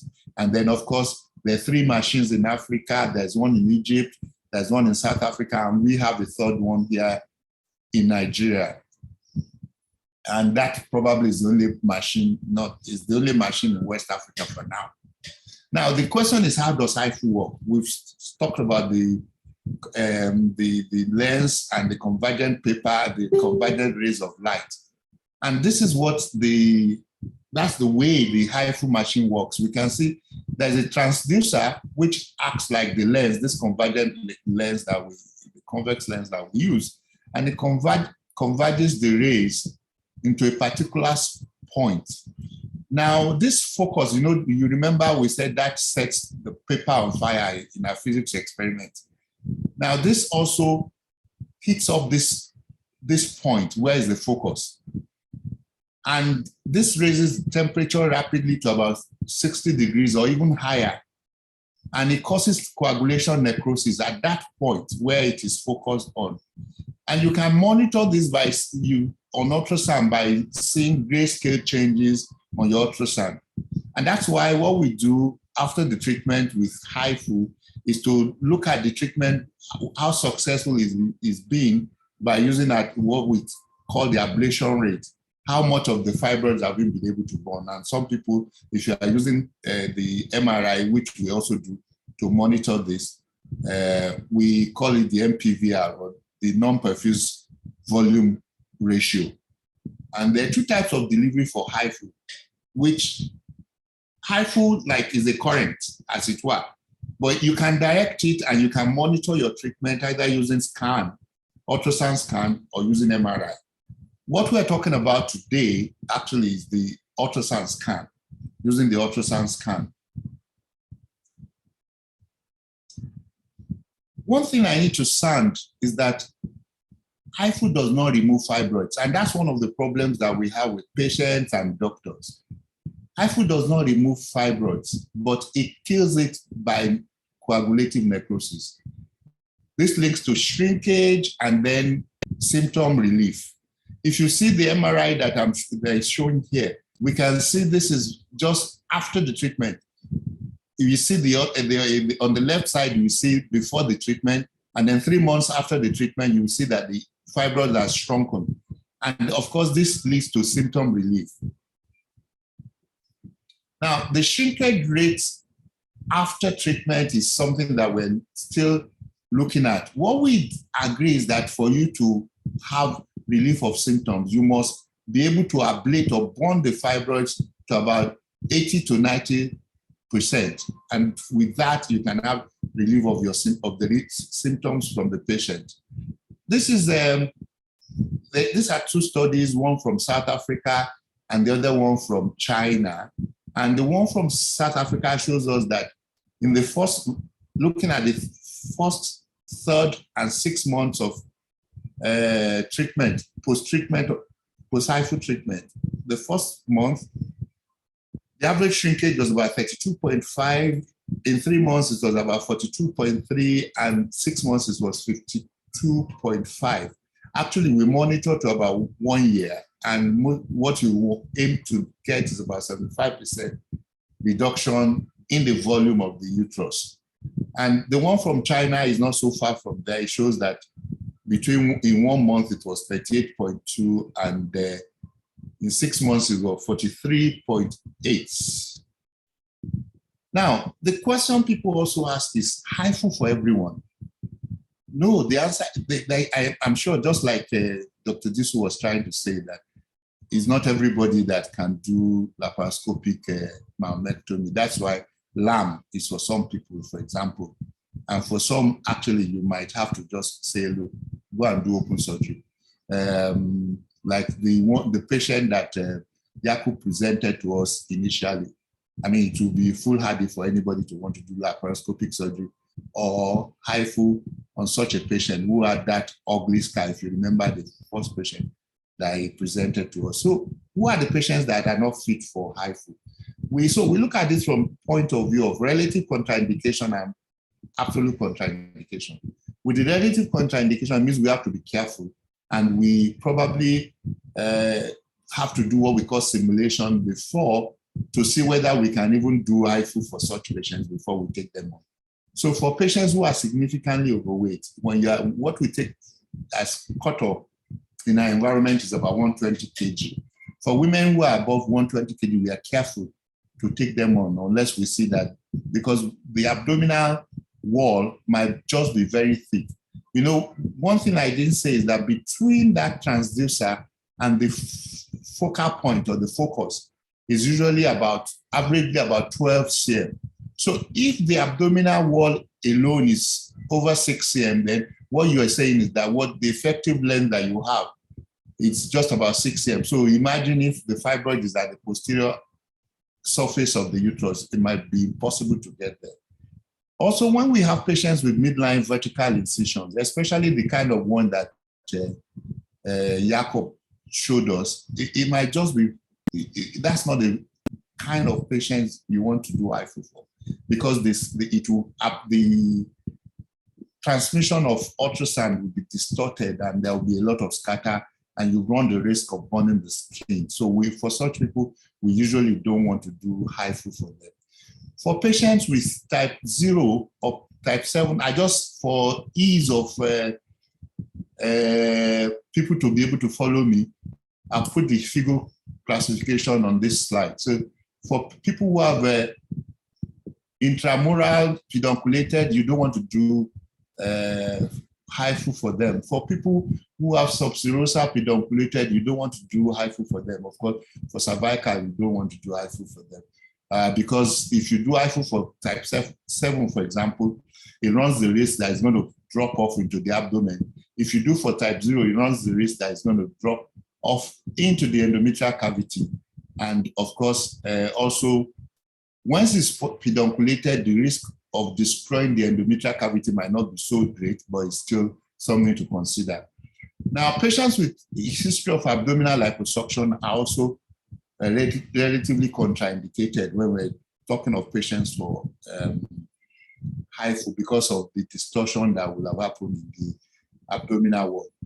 And then we don't want patients that are not suitable for analgesia and sedation, and patients who cannot communicate, because you have to be able, we don't send patients to sleep, so you have to be able to communicate with the doctor to tell us if the temperature is getting too much for you to bear, so that we don't have the risk of burning the skin. So communication with the doctor is very, very important during HIFU procedures. Now, but there are some patients who are absolutely contraindicated. Patients who have had history of radiotherapy on the lower abdomen, patients who have malignancy, including uterine sarcoma, cervical cancer, ovarian cancer, they are a no-no. Then patients who cannot lie in prone position for at least 1 hour because of lumbar disc diseases or other causes, we cannot take them on. And of course, when we suspect that the fibroids has showing signs of malignancy, we don't take them on at all. Now, what are the advantages of HIFU? Yes, Stewart told us that it discharges his patient in 48 hours. Yeah, with HIFU, it's a day procedure. We just observe them for 2 hours and they are good to go. The whole procedure takes about 2 hours. We observe for 2 hours and then they're good to go. So you go home that very day. And other advantage is that it's non-invasive. So it's uterine sparing, because if you remember, it goes to that focus, that's where the heat is applied and that's where it burns. So there is precise ablation to target area. It does not affect normal uterine tissue. So we don't have the fear that you even need the cesarean section where you're going to deliver when you get pregnant. So there is no, we allow normal vaginal in future pregnancies. No general anesthetic, and that is a wonderful advantage in our own environment, especially now that almost all our doctors are running away to some other areas. It's a wonderful advantage. Then, like we said, faster recovery period, they can return to work within days. 3 days, they're good to go. And it uses non-ionizing radiation. So the procedure can be repeated. And there is no damage to the ovaries. So fertility is not in any way compromised. It is cost-effective because there is the decreased hospital stay. There is no need for blood transfusion. There is no risk of HIV transmission. And it has very low risk of complications, which we are going to see from our own experience. Yes, if you look at this slide, these 3 patients, one has been to see Yaku, had laparotomy. One has been to see Stewart, has had laparoscopy, and the third one has been to a clinic to do HIFU. you can pick and choose which one you want to be your patient.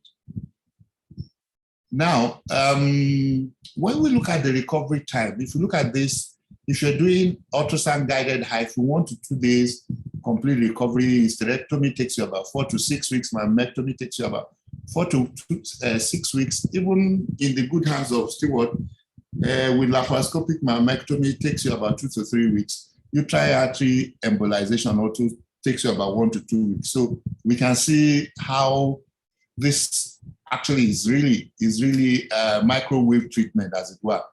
You are good to go. What are the complications? I mean, it sounds so good, of course, but there's some things that can also go wrong. Very rarely do things go wrong with HIFU, but they can. But the commonest thing you have is pain. This is usually transient, mild, and short-lived. Usually at treatment sites, which can be normal because of ischemia. But you could have pain at the back and the buttocks. Also, the one that we are always afraid of is when you have pain in your legs, because this could be a precursor or a warning to nerve damage. So once the patient tells us that they're having pain in their legs, we usually will stop treatment for some time, reset the machine to see, or even decrease sometimes the dosage that we're delivering in order to avoid nerve damage. Yes, like I said, the skin toxicity, or you could have skin burns. We've done 103 patients. We've never had any skin burn because we also choose our patients carefully. No, the bowel injury is another thing we need to consider as a complication. Like I said, we've not had any major complications, so no bowel injury, but it's a possibility. And that's why bowel preparation is probably the most important thing to emphasize to the patients who are doing HIFU. So they don't eat anything for about 3 days, no solid for about 3 days before the procedure is done. So that, and then on the day of the procedure we also do an enema to wash out, to make sure that the bowel is not only empty of feces, but also empty of gas, because we know gas is a very bad conductor of ultrasound. And then bladder injuries also can be possible. And therefore, we always keep the bladder also, we always want to view the bladder during the procedure. Like I said, endometrial damage can occur and Asherman's can follow, especially for some mucous fibroids. And that's what it's recommended that if you're treating any fibroid that is in the endometrial cavity, you must leave a space of about, you don't fire anything to about 15 mm to the endometrium so that you avoid this damage to the endometrial cavity. And of course, nerve injury, just like we mentioned, and the best way to avoid that is that. And that's why it's so important that the patient must be able to communicate with the doctor to tell us if she has pain in her legs or if the temperature is becoming too hot, because where the patient is going to be lying down, because you know that water is a very good transmitter of ultrasound. So the water might get too hot and then the patient needs to let us know so that we can make the necessary changes. Now, like I said, by yesterday, we did 103 patients. We hit our number 100 on Wednesday this week. And then we're sharing the figures from the first 100 patients. In these 100 patients, 80 of them had only uterine fibroids. 14 had both uterine fibroids and adenomyosis, and 6 had adenomyosis only. So we can see that about 20% of the patients that we have seen have adenomyosis, all right? And so that's one of the things that when Jakub said that imaging is very important, pre-op imaging. And that's one of the things that we miss in Nigeria, preparing the patients adequately before surgery, where people, both the doctors and the patients, are always thinking about money. So they are shy to say that patients should do MRI. I know a few surgeons are now insisting on that some patients should do MRI, especially just like Jakub said, pain is something that you need to be careful about. Once the patient is complaining about pain, then it's important for you to be sure that there is no adenomyosis. Now, out of these 20 patients who had adenomyosis, 5 of them had had previous myomectomy. I don't know whether it's probably they would just have removed something and then the adenomyosis, they couldn't deal with it and they just closed back. Now, but also one thing that we saw is that 56% of our patients had associated infertility. And that's where this thing, fibroids and infertility, is just the story of the chicken and the egg in this part of the world. The age range of the patients is between 24 and 50. These figures are, I just told you that we hit 100 on Wednesday. And so these figures are really not, they're just raw data. But the average ablation rate, which was determined immediately post-op, is 85 to 90. Well, some of our patients who are below 37, we did serum AMH for them. And what we have seen is that there's been no significant changes in their AMH before and 3 months after doing HIFU. Now, look at the shrinkage rate that we got is at 36% and in 3 months and 51% in 6 months. 55% of our patients have had the 3 months check. 27% of them, yes, I'm right if I say 27% is because out of 100, I've had the 6 months check. And interestingly, 14 out of these patients have had post-HIFU hysteroscopy. Because what we do is that we tell our patients, 56% of these patients also have infertility. We tell our patients that we want them to wait for 6 months after the HIFU before they get pregnant. What we do is that we do a 3 months hysteroscopy for those of them that have infertility in order to see whether everything is okay. Especially if before even the procedure, we know that there is a submucous fibroid so that steward can remove them hysteroscopically and then to prepare them for those who want to do IVF or to also prepare for those who have the time to wait for spontaneous pregnancy. So, but out of this 14, 4 hysteroscopies were diagnostic and 10 of them had submucous fibroids. Now, what are the complications that we've seen? Like I said, there have been no major complications. Majority of them have been complaints, intraoperative complaints. 21 patients had low abdominal cramps, which, like I told you, it's almost normal. 3 had transient leg pains. 7 had lower back pain. 12 had skin burning sensation, but nobody had skin burns. So the moment we were told about that, we did the necessary things. Now, there are some patients who have had complaints post-HIFU. The commonest thing that they complain about is heavy menstrual bleeding. We always tell the patients before they have the treatment that your first few menstrual bleeding might be heavier, but it's going to wane off in about 3 months. Okay, 4 out of these patients, out of the 8, had fibroids and from type 2 to type 4, but 4 of them had adenomyosis. Adenomyosis and HIFU is one thing I'm going to talk about one of these meetings. We have about 20 of them, like we said, who had adenomyosis, and they present a different, subset in this whole thing. 7 of them had watery vaginal discharge, which is also just goes away after a while, and only 1 had pelvic pain. I'm just going to try to play this to see one of our patients who was so happy that she gave a video. Of course, this was with our consent. My name is Selina Isuri, and I'm 36 years old. I had my surgery done today. I want to say a very big thank you to the Fibroid Care Center for this wonderful opportunity to go through this HIFU treatment. It was not really easy, but God took control. I just want to say a very big thank you for all the technologies that it brought to Nigeria, for making it easy for us to go through this process without stress, without pain, without blood transfusion, without pain at all.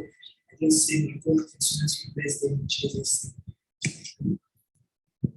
I hope I've not made both Stewart and Jakub jealous. I'm sure your patients could not be that happy immediately post-op. Anyway, so what next?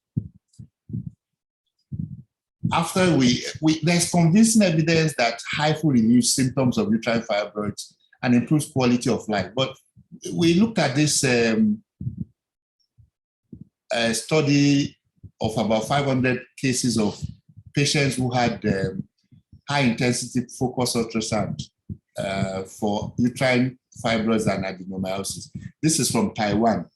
And they recorded a reduction of about 40 and 46% reduction after 3 months.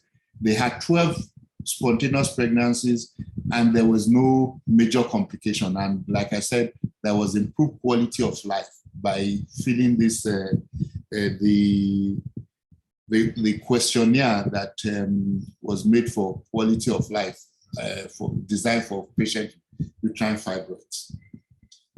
And then this paper actually from China also looked at comparing HIFU in terms of safety with other techniques in the treatment of uterine fibroids. And it's a systemic review and meta-analysis. 18 studies were examined from the Cochrane Central Register of controlled trials. HIFU was associated with an increased risk of free intervention compared to myomectomy. No changes were noticed in the ovarian reserve. About 10% of patients with HIFU will have a reintervention, which might vary from some of them, just like I think Jakub showed us one patient who had endometrial, who had embolization and finally needed to have myomectomy. Yes, that could happen sometimes in about 10% of the patients, but there's no changes noticed in the ovarian reserve. And definitely HIFU had shorter hospital stay. What about the effect of fertility? Fresh facts are emerging. Like we've been saying, studies have shown repeatedly that AMH levels are not affected by HIFU treatment. And this is also a study from China, which looked at 84 women with uterine fibroids in their reproductive age group who had AMH levels before HIFU, 3 months and 6 months after, and there were no significant changes. I think that's what our own experience is also, initial experience is showing us.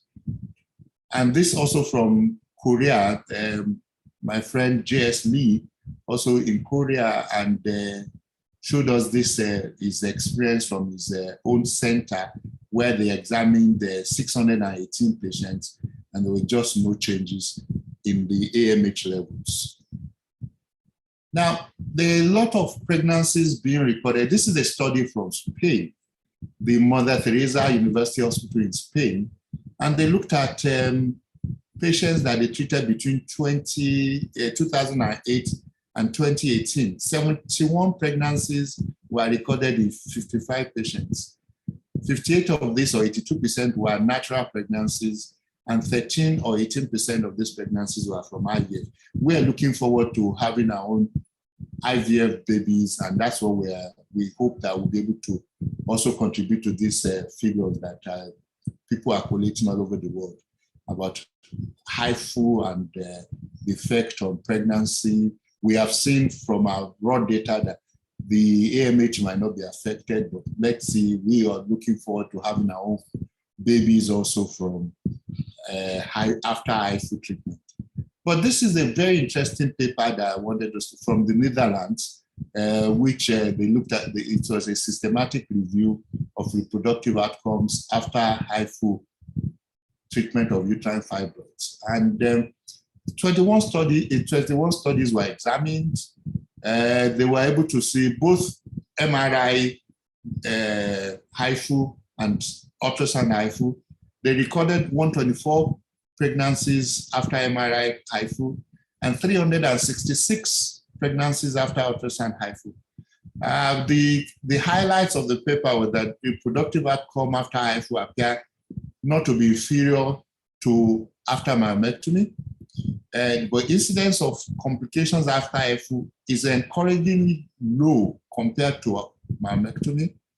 But what they concluded was that reproductive outcome should be the primary outcome of a randomized controlled trial. So they're calling that a randomized controlled trial should also be done, especially to put it side by side with the patients for either Yakub or from Stewart, so that we can actually be able to beat our chest about HIFU and say, you know what, the reproductive outcome is probably, if not better, because we know that patients who have HIFU don't need to do cesarean section. At least that we know, or we think we know. So in conclusion, I'll just say that HIFU is a safe option, and the word is option, in the management of women with uterine fibroids, especially such women who are desirous of preserving their fertility. So fertility is a very important word to us. I think that's why it's important to me too, because I do a lot of fertility work to see how we can preserve this women's fertility. I'm also happy that it's also a key point in the two presenters also, that what women are looking forward to, even when they're in their 50s, they're still having the hope that they can get pregnant. So it's important for us to be able to do as much as we can to preserve this women's fertility. Initial evidence also supports the fact that it can shorten the treatment to pregnancy interval after treatment. That's one thing that also is worthy to notice about HIFU. Given the prevalence of uterine fibroids in women of reproductive age, this important reproductive issues is one thing that we should look for in a clinical trial, in a large clinical trial, preferably an RCT. So it's on this note, I will thank you for listening, and we'll probably be open to questions. Thanks.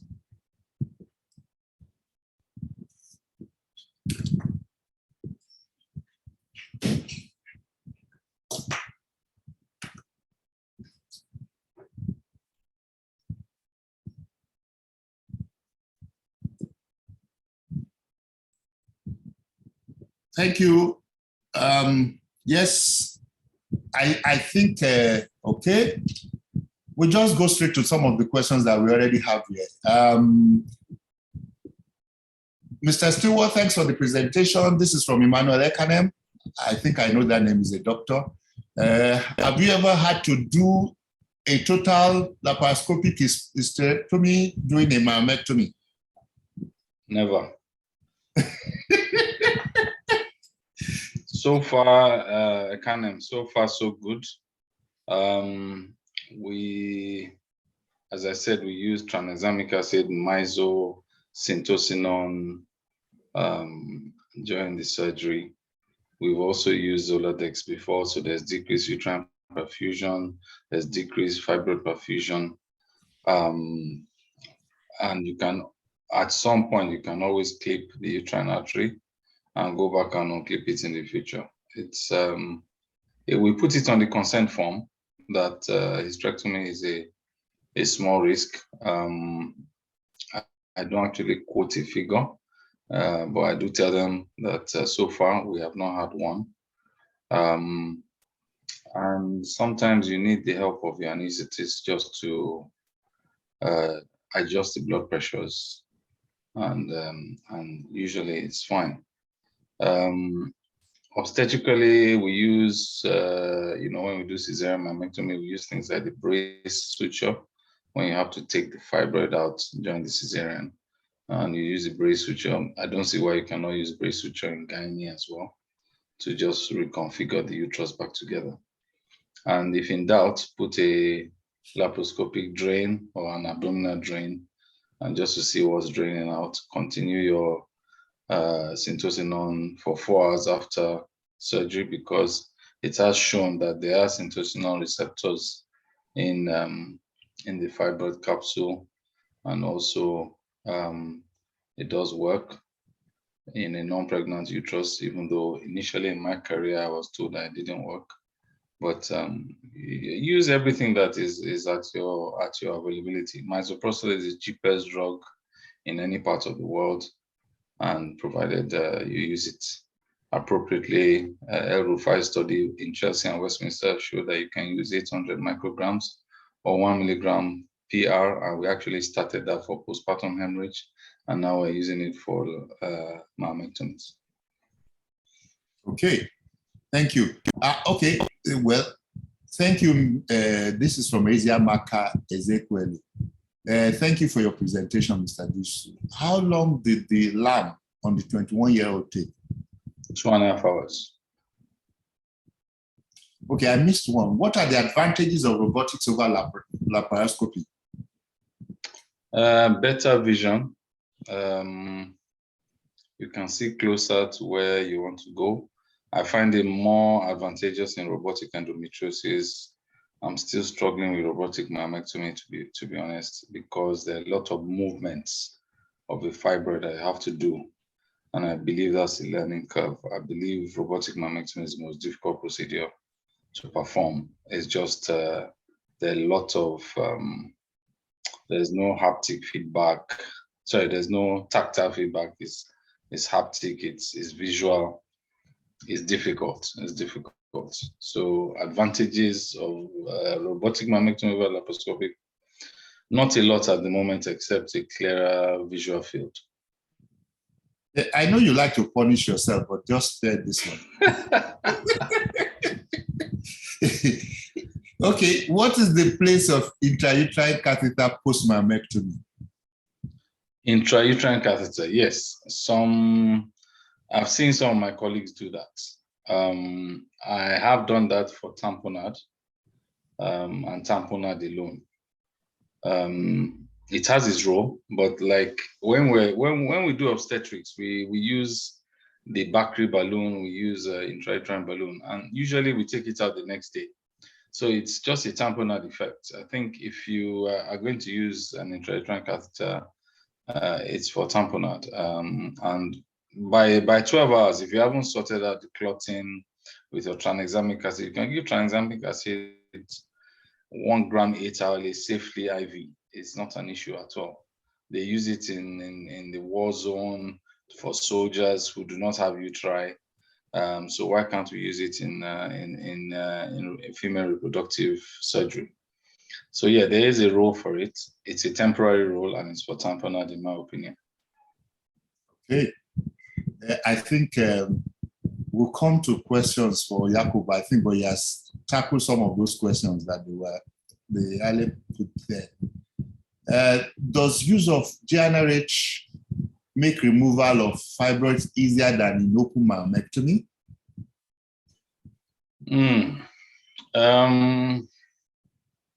Sorry, read the question again.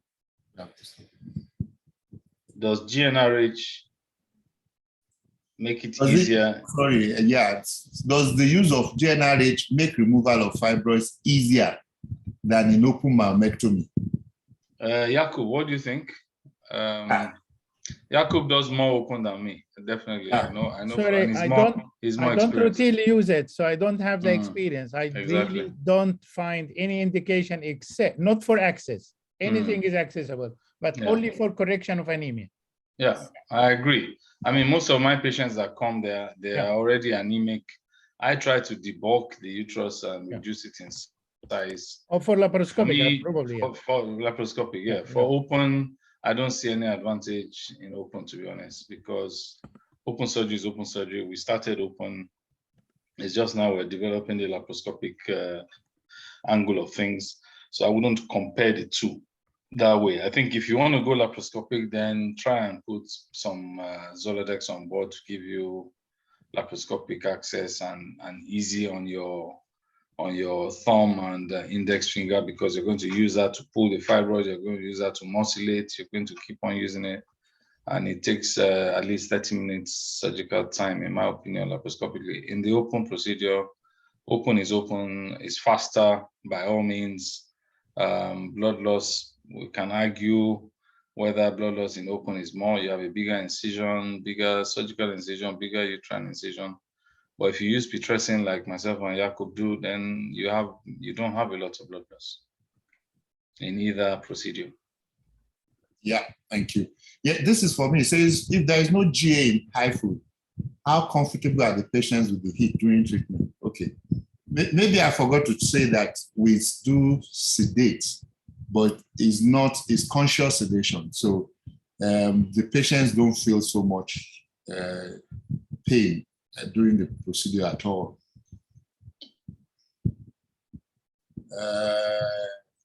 I'm worried about visceral organ damage. How do we guarantee normal uterine surrounding visceral injury? Share the complication. Maybe that's for HIFU, I'm sure. Because the person did not, I'm worried about visceral organ damage. How do we guarantee normal uterine surrounding visceral injury? I think that's for HIFU. That should be that's for HIFU, yeah. Yeah, but we just said it that it's a focused treatment. So we don't really have any, once you obey all the commandments of HIFU, you are not, the risk of having all this, and you choose the right patient, the risk of having visceral organ damage is very low. But like I said, especially your bowel preparation is very important so that you don't have any risk of having bowel injuries. Then there's a question from a Facebook user that says, what's the largest size of fibroid you have used HIFU to ablate? Really and truly, the size of the fibroid does not really matter with HIFU because, you know, we said something, even if it's so big, you could do it at 2 sittings. It does not, you don't have to, if you can't burn everything at 1 sitting, it's non-ionizing radiation, ultrasound wave, so you can do it again if it's really very big. But by the time it's so big like that, sometimes we just want to leave it for either Stewart or Jakob to go and deal with them and see. But size is really not a contraindication to HIFU. Sorry, I have missed. How long have you been doing HIFU for? Sorry? How long have you been offering HIFU to your patients? July last year. We started July last year. I think you need to collect data because I examined an MD at St. Mary's Hospital where they started HIFU in the UK years back. 50% of patients who undergo HIFU will need another procedure within 5 years' time. That's important to keep an eye on. Oh yeah, we will definitely look at that. We definitely will look at that. What the figure say is 10%, but of course we have to gather our own data to see what happens. It's all to do with selection of cases. If you are strict with your selection of cases, you may not get any. But if you broaden the spectrum, because again, I could be mistaken, HIFU is not suitable for majority of fibroid patients. It will be suitable for, with the best stretch, maybe 30–40% of patients because of the special requirement for its position. Posterior wall fibroid will not benefit from HIFU as well as anterior wall fibroids. I think that is the common understanding, but perhaps you correct me if I'm wrong. Yeah, I think, you know, what we're doing now actually is that we're working together with endoscopy. We're combining HIFU with endoscopy a lot. Sure. Yeah. So, yeah, so that is making it more, the indications to be more widespread.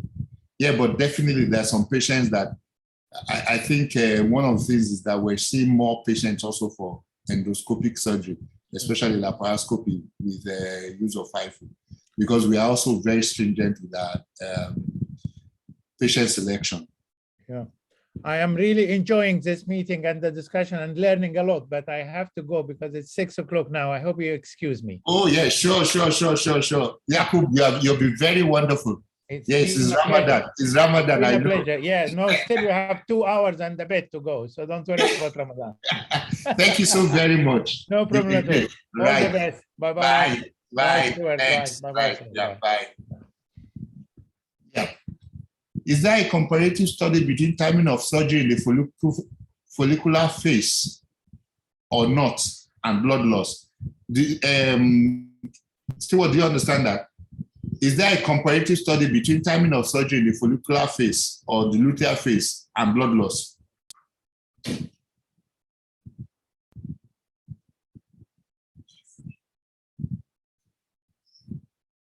You are muted. You are muted.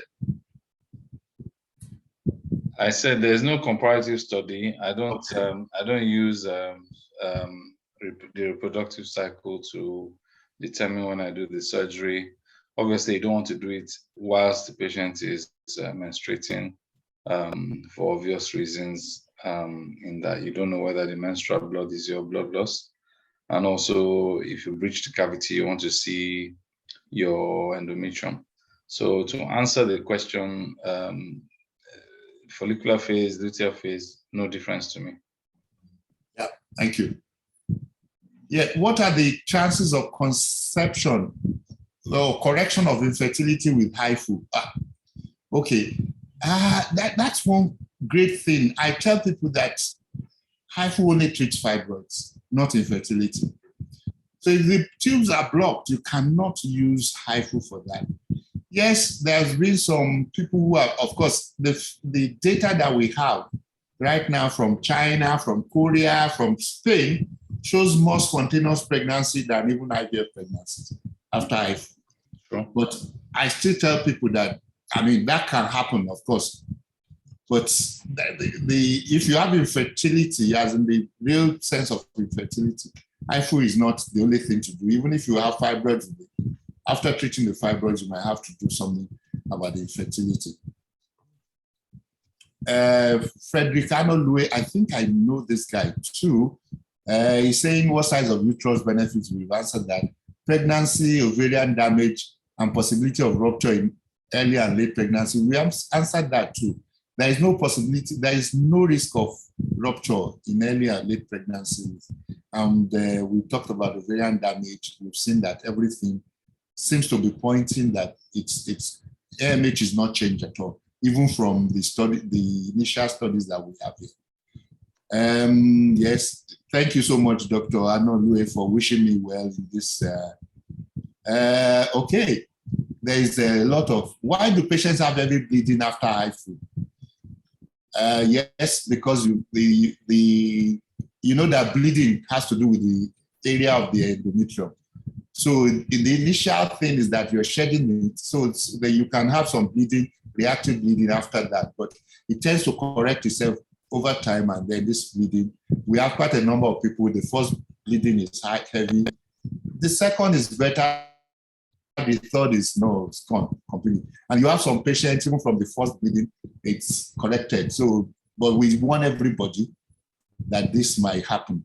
Are there differences in grayscale appearances between EAU-treated fibroids and HIFU-treated fibroids? What I know about HIFU, I don't know anything about UAE, which is embolization. I don't either. I know about HIFU.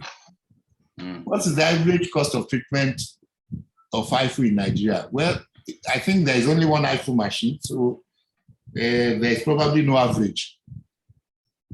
So it's about 1.5 million naira. So which is so I've answered the second. What happens to the blood supply after coagulating necrosis? That's what happens to the blood supply. So it just dies. Olushola Aboduni, thank you for the present. I was looking forward to more information on patient selection for HIFU related to the number, size, and location of the fibroids. The problem is that I think a lot of people have this preconception of what HIFU should be and what it should not be. I just told you now that the size does not matter. The number does not matter. The location matters, and I told you the ones that we don't take on or we will not want to take on, except if either before we do the HIFU or after HIFU, we're doing hysteroscopy to remove them, or we're telling Dr. Disu to just remove them laparoscopically. So these are not the issues for HIFU. You know, the size does not really matter, except if we see that it's ridiculous to try. or there are better methods. What we try to do to everybody is to give them all the options that are available and see which one is probably the best thing for you, depends on the situation. Can IFU in any way lead to subsequent myometra infarct? Well, if you don't destroy the in fact, in the myometrium, not, I don't know, I don't think so, but we have to look for that. I don't know. I don't have the answer to that. Is IFU recommended for adenomyosis? Yes. We didn't do 6. We did 20. 14 of them had fibroids plus adenomyosis. 6 were only the ones for adenomyosis. It is, if you ask me, it's probably the best thing to do for adenomyosis. But one day we're going to present that paper because it's something that we need to really take a look at, especially the fact that we're missing a lot of adenomyosis in Nigeria by not profiling the patients enough. Somebody is asking, I forgot to ask this, but I'm sure Stewart can answer this. This is about these clotting disorders. You know, in Nigeria, a lot of doctors do a lot of fibroid surgery, and it's as if they are completely oblivious that some of these patients can have DVT. You know, we've seen some now with DVT. Yeah. You know, yeah. How do you guys do that in the UK? I know you see a lot of DVTs with the fibroids. Yeah, we sometimes the patients present with a DVT, and then we find that from the investigations on the DVT and the MRI, we now find a uterine mass that's compressing the IVC and compressing the pelvic vessels, and that's what's creating the DVT. So usually we place the patient on DVT treatment for at least 6 weeks, and then we bridge over just prior to surgery for a week with unfractionated heparinized solutions, and then perform the surgery. In terms of blood loss, there's no significant change in the blood loss at the time of surgery because we use tranexamic acid, which is not contraindicated if somebody has been treated for a DVT. So you can still use that. In terms of post-operative care, we do give the patients on long surgery, we give them low molecular weight heparin prophylaxis for 10 days, especially if the surgery is greater than 90 minutes.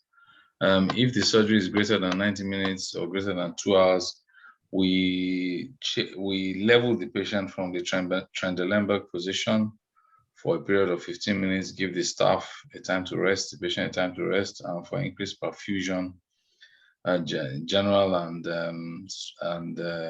back to the uterus.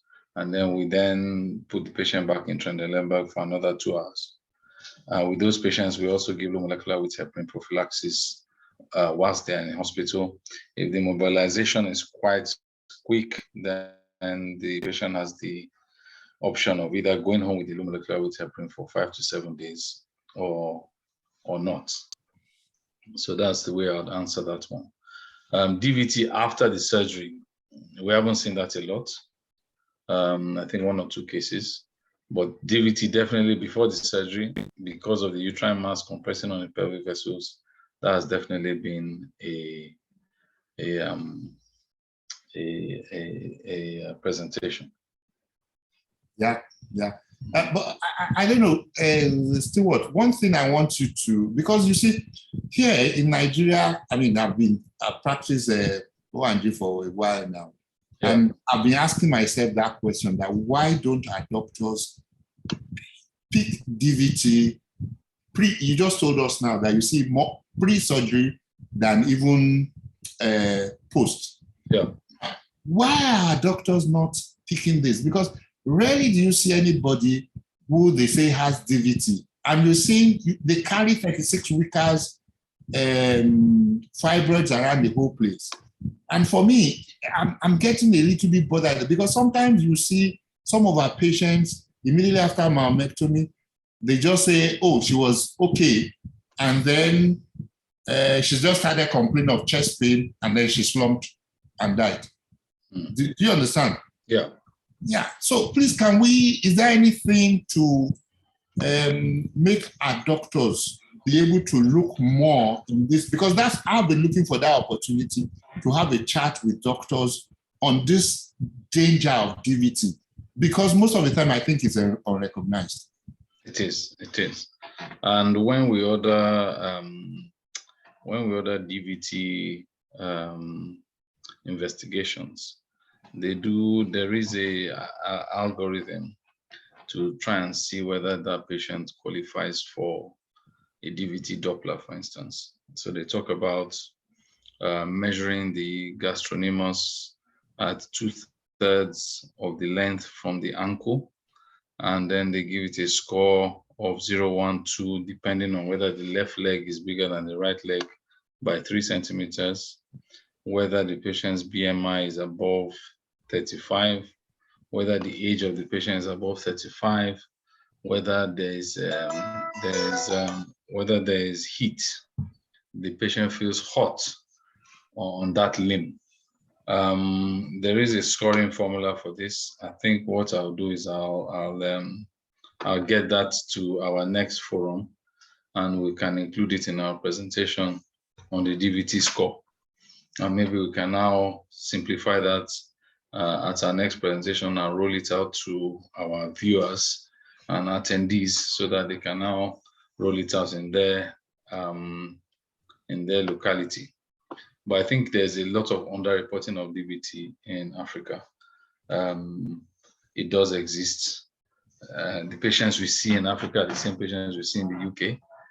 It's just that they live over here, and the Afro-Caribbean ones are descendants of Africa in the first place. So the BMI is the same.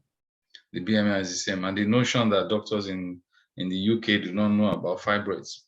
In London, we have fibroid clinics now, up to 200 referrals a year, up to 200 new referrals a year. And majority of my patients actually come through A&E. They come through A&E because of pressure symptoms, bladder symptoms, bowel symptoms, anemia, HB of 35, walking into the A&E with that unaided with an HB of 35. So they are chronic anemic patients who do not like to come to hospitals, and since the COVID pandemic, they even stay away even more. So as I said, the intracervical myomectomy we did today was a tricky one. I have done a video and I'll do a presentation of that in the future. Very interesting case where you have like an hourglass fibroid that started at the fundus and yet came out through the cervix. So again, pitressin, misoprostol, IV tranexamic acid, all on board before we even put the patient to sleep. So this is quite an aggressive way of tackling things, but we're trying to avoid massive blood loss and find these small but uterotonic procedures save a lot of lives. I think gone are the days where we just go into the theater blindfolded and say, I'm a good surgeon, I'm going to do a fibroid surgery.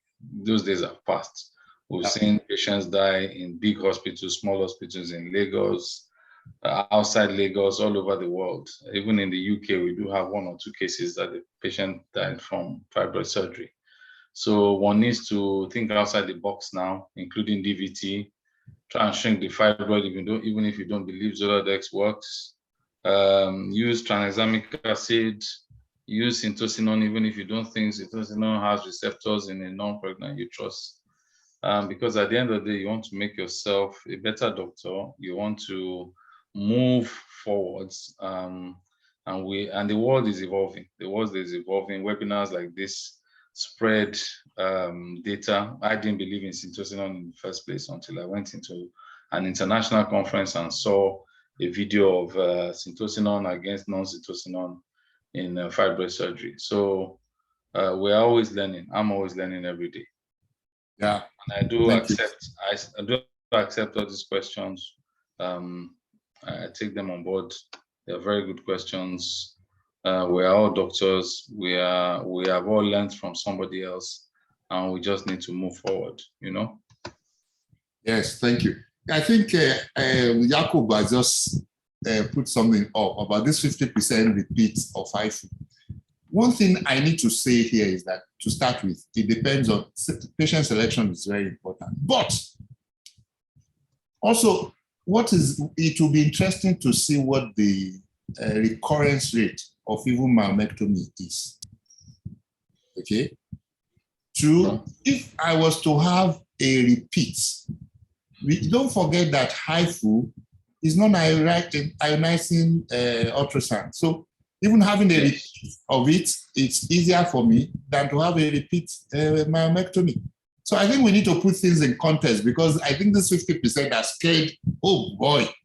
Yeah, but let's put it in context. And for me also, I think we need to open our minds to so many, that's why I underline that HIFU does not remove fibroids, because we still have that hangover. Many people think the fact that you have done HIFU, the fibroids should be gone immediately. No, it doesn't work that way, Yeah, so, but I think it's an option. We're not saying everybody should do it, but it's an option for some people. But we have a fibroid care center. And therefore, if you are not qualified for HIFU, that's why we're not under pressure that everybody should do HIFU. If you are not qualified for HIFU, then there are other options that we can give to you. Yes, there is also this, I like this question by Olushola Abodunrin. To be clear about my earlier question, do you, for example, focus HIFU on one fibroid at a time when there are multiple fibroids in a patient? Correct, that's true. Good evening, doctor. Please, what are the options for a pregnant woman experiencing fibroid degeneration? Options are conservative management, pain relief. We don't remove fibroids during pregnancy. That's the most dangerous time to remove a fibroid. Cesarean myomectomy has been an option, though this is not normal practice. Usually it's symptomatic relief during pregnancy. Yeah, thank you. Yeah, this is a very interesting question. Olatiloye, it will be our last question. Then I'm going to ask whether the president of Sogon is still around. This is an interesting question. It's not wholly medical, but it's still medical. Traditional doctors have natural ways to shrink fibroids. I'm now asking if there's any medication to shrink fibroid, since after the operation, some fibroid regrew back. These traditional doctors, I don't know about. I'll tell you, my sister, actually, today is her birthday. Sister in Nigerian context, not my biological sister, but she's my cousin, who is about 10 years older than me. And when I was in medical school, she had fibroids. And she had a lot. She went to Canada, came back to Nigeria after some time. Anyway, long story short, she had gone to all these traditional people. They said the fibroid was getting smaller. It was during that time that I went for residency, and then I said, look, auntie, if you know that this fibroid is getting smaller, go do a scan. Let them take the measurement. Go take this thing that you want to take and come back and do the scan. Let's see that.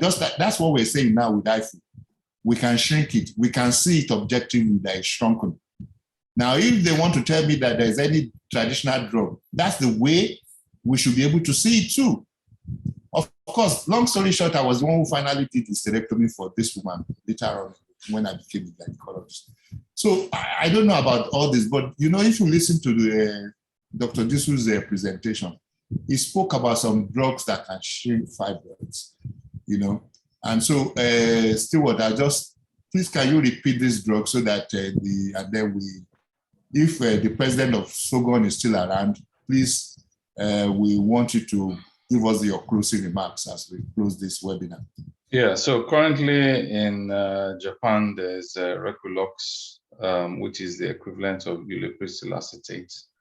The data out there is quite fresh. I was in Japan in 2019. They just launched the drug then. It's a progesterone receptor modulator, so we'll see what it can do. The primary treatment outcome was for reduction of heavy menstrual bleeding and not fibroid reduction. But it goes to say that the initial presentation of ulipristal acetate in 2015 in Budapest did show a fantastic series of MRI pictures in a patient treated by Professor Donné, which showed that the fibroid actually disappeared. Having said that, that drug has now been removed from the world pharmaceutical platform because 5 patients had liver failure that required liver transplants. So 100,000 patients were used in Europe or had the drug in Europe before they found out that 5 out of that 100,000, even though the fibroid did reduce, developed liver failure.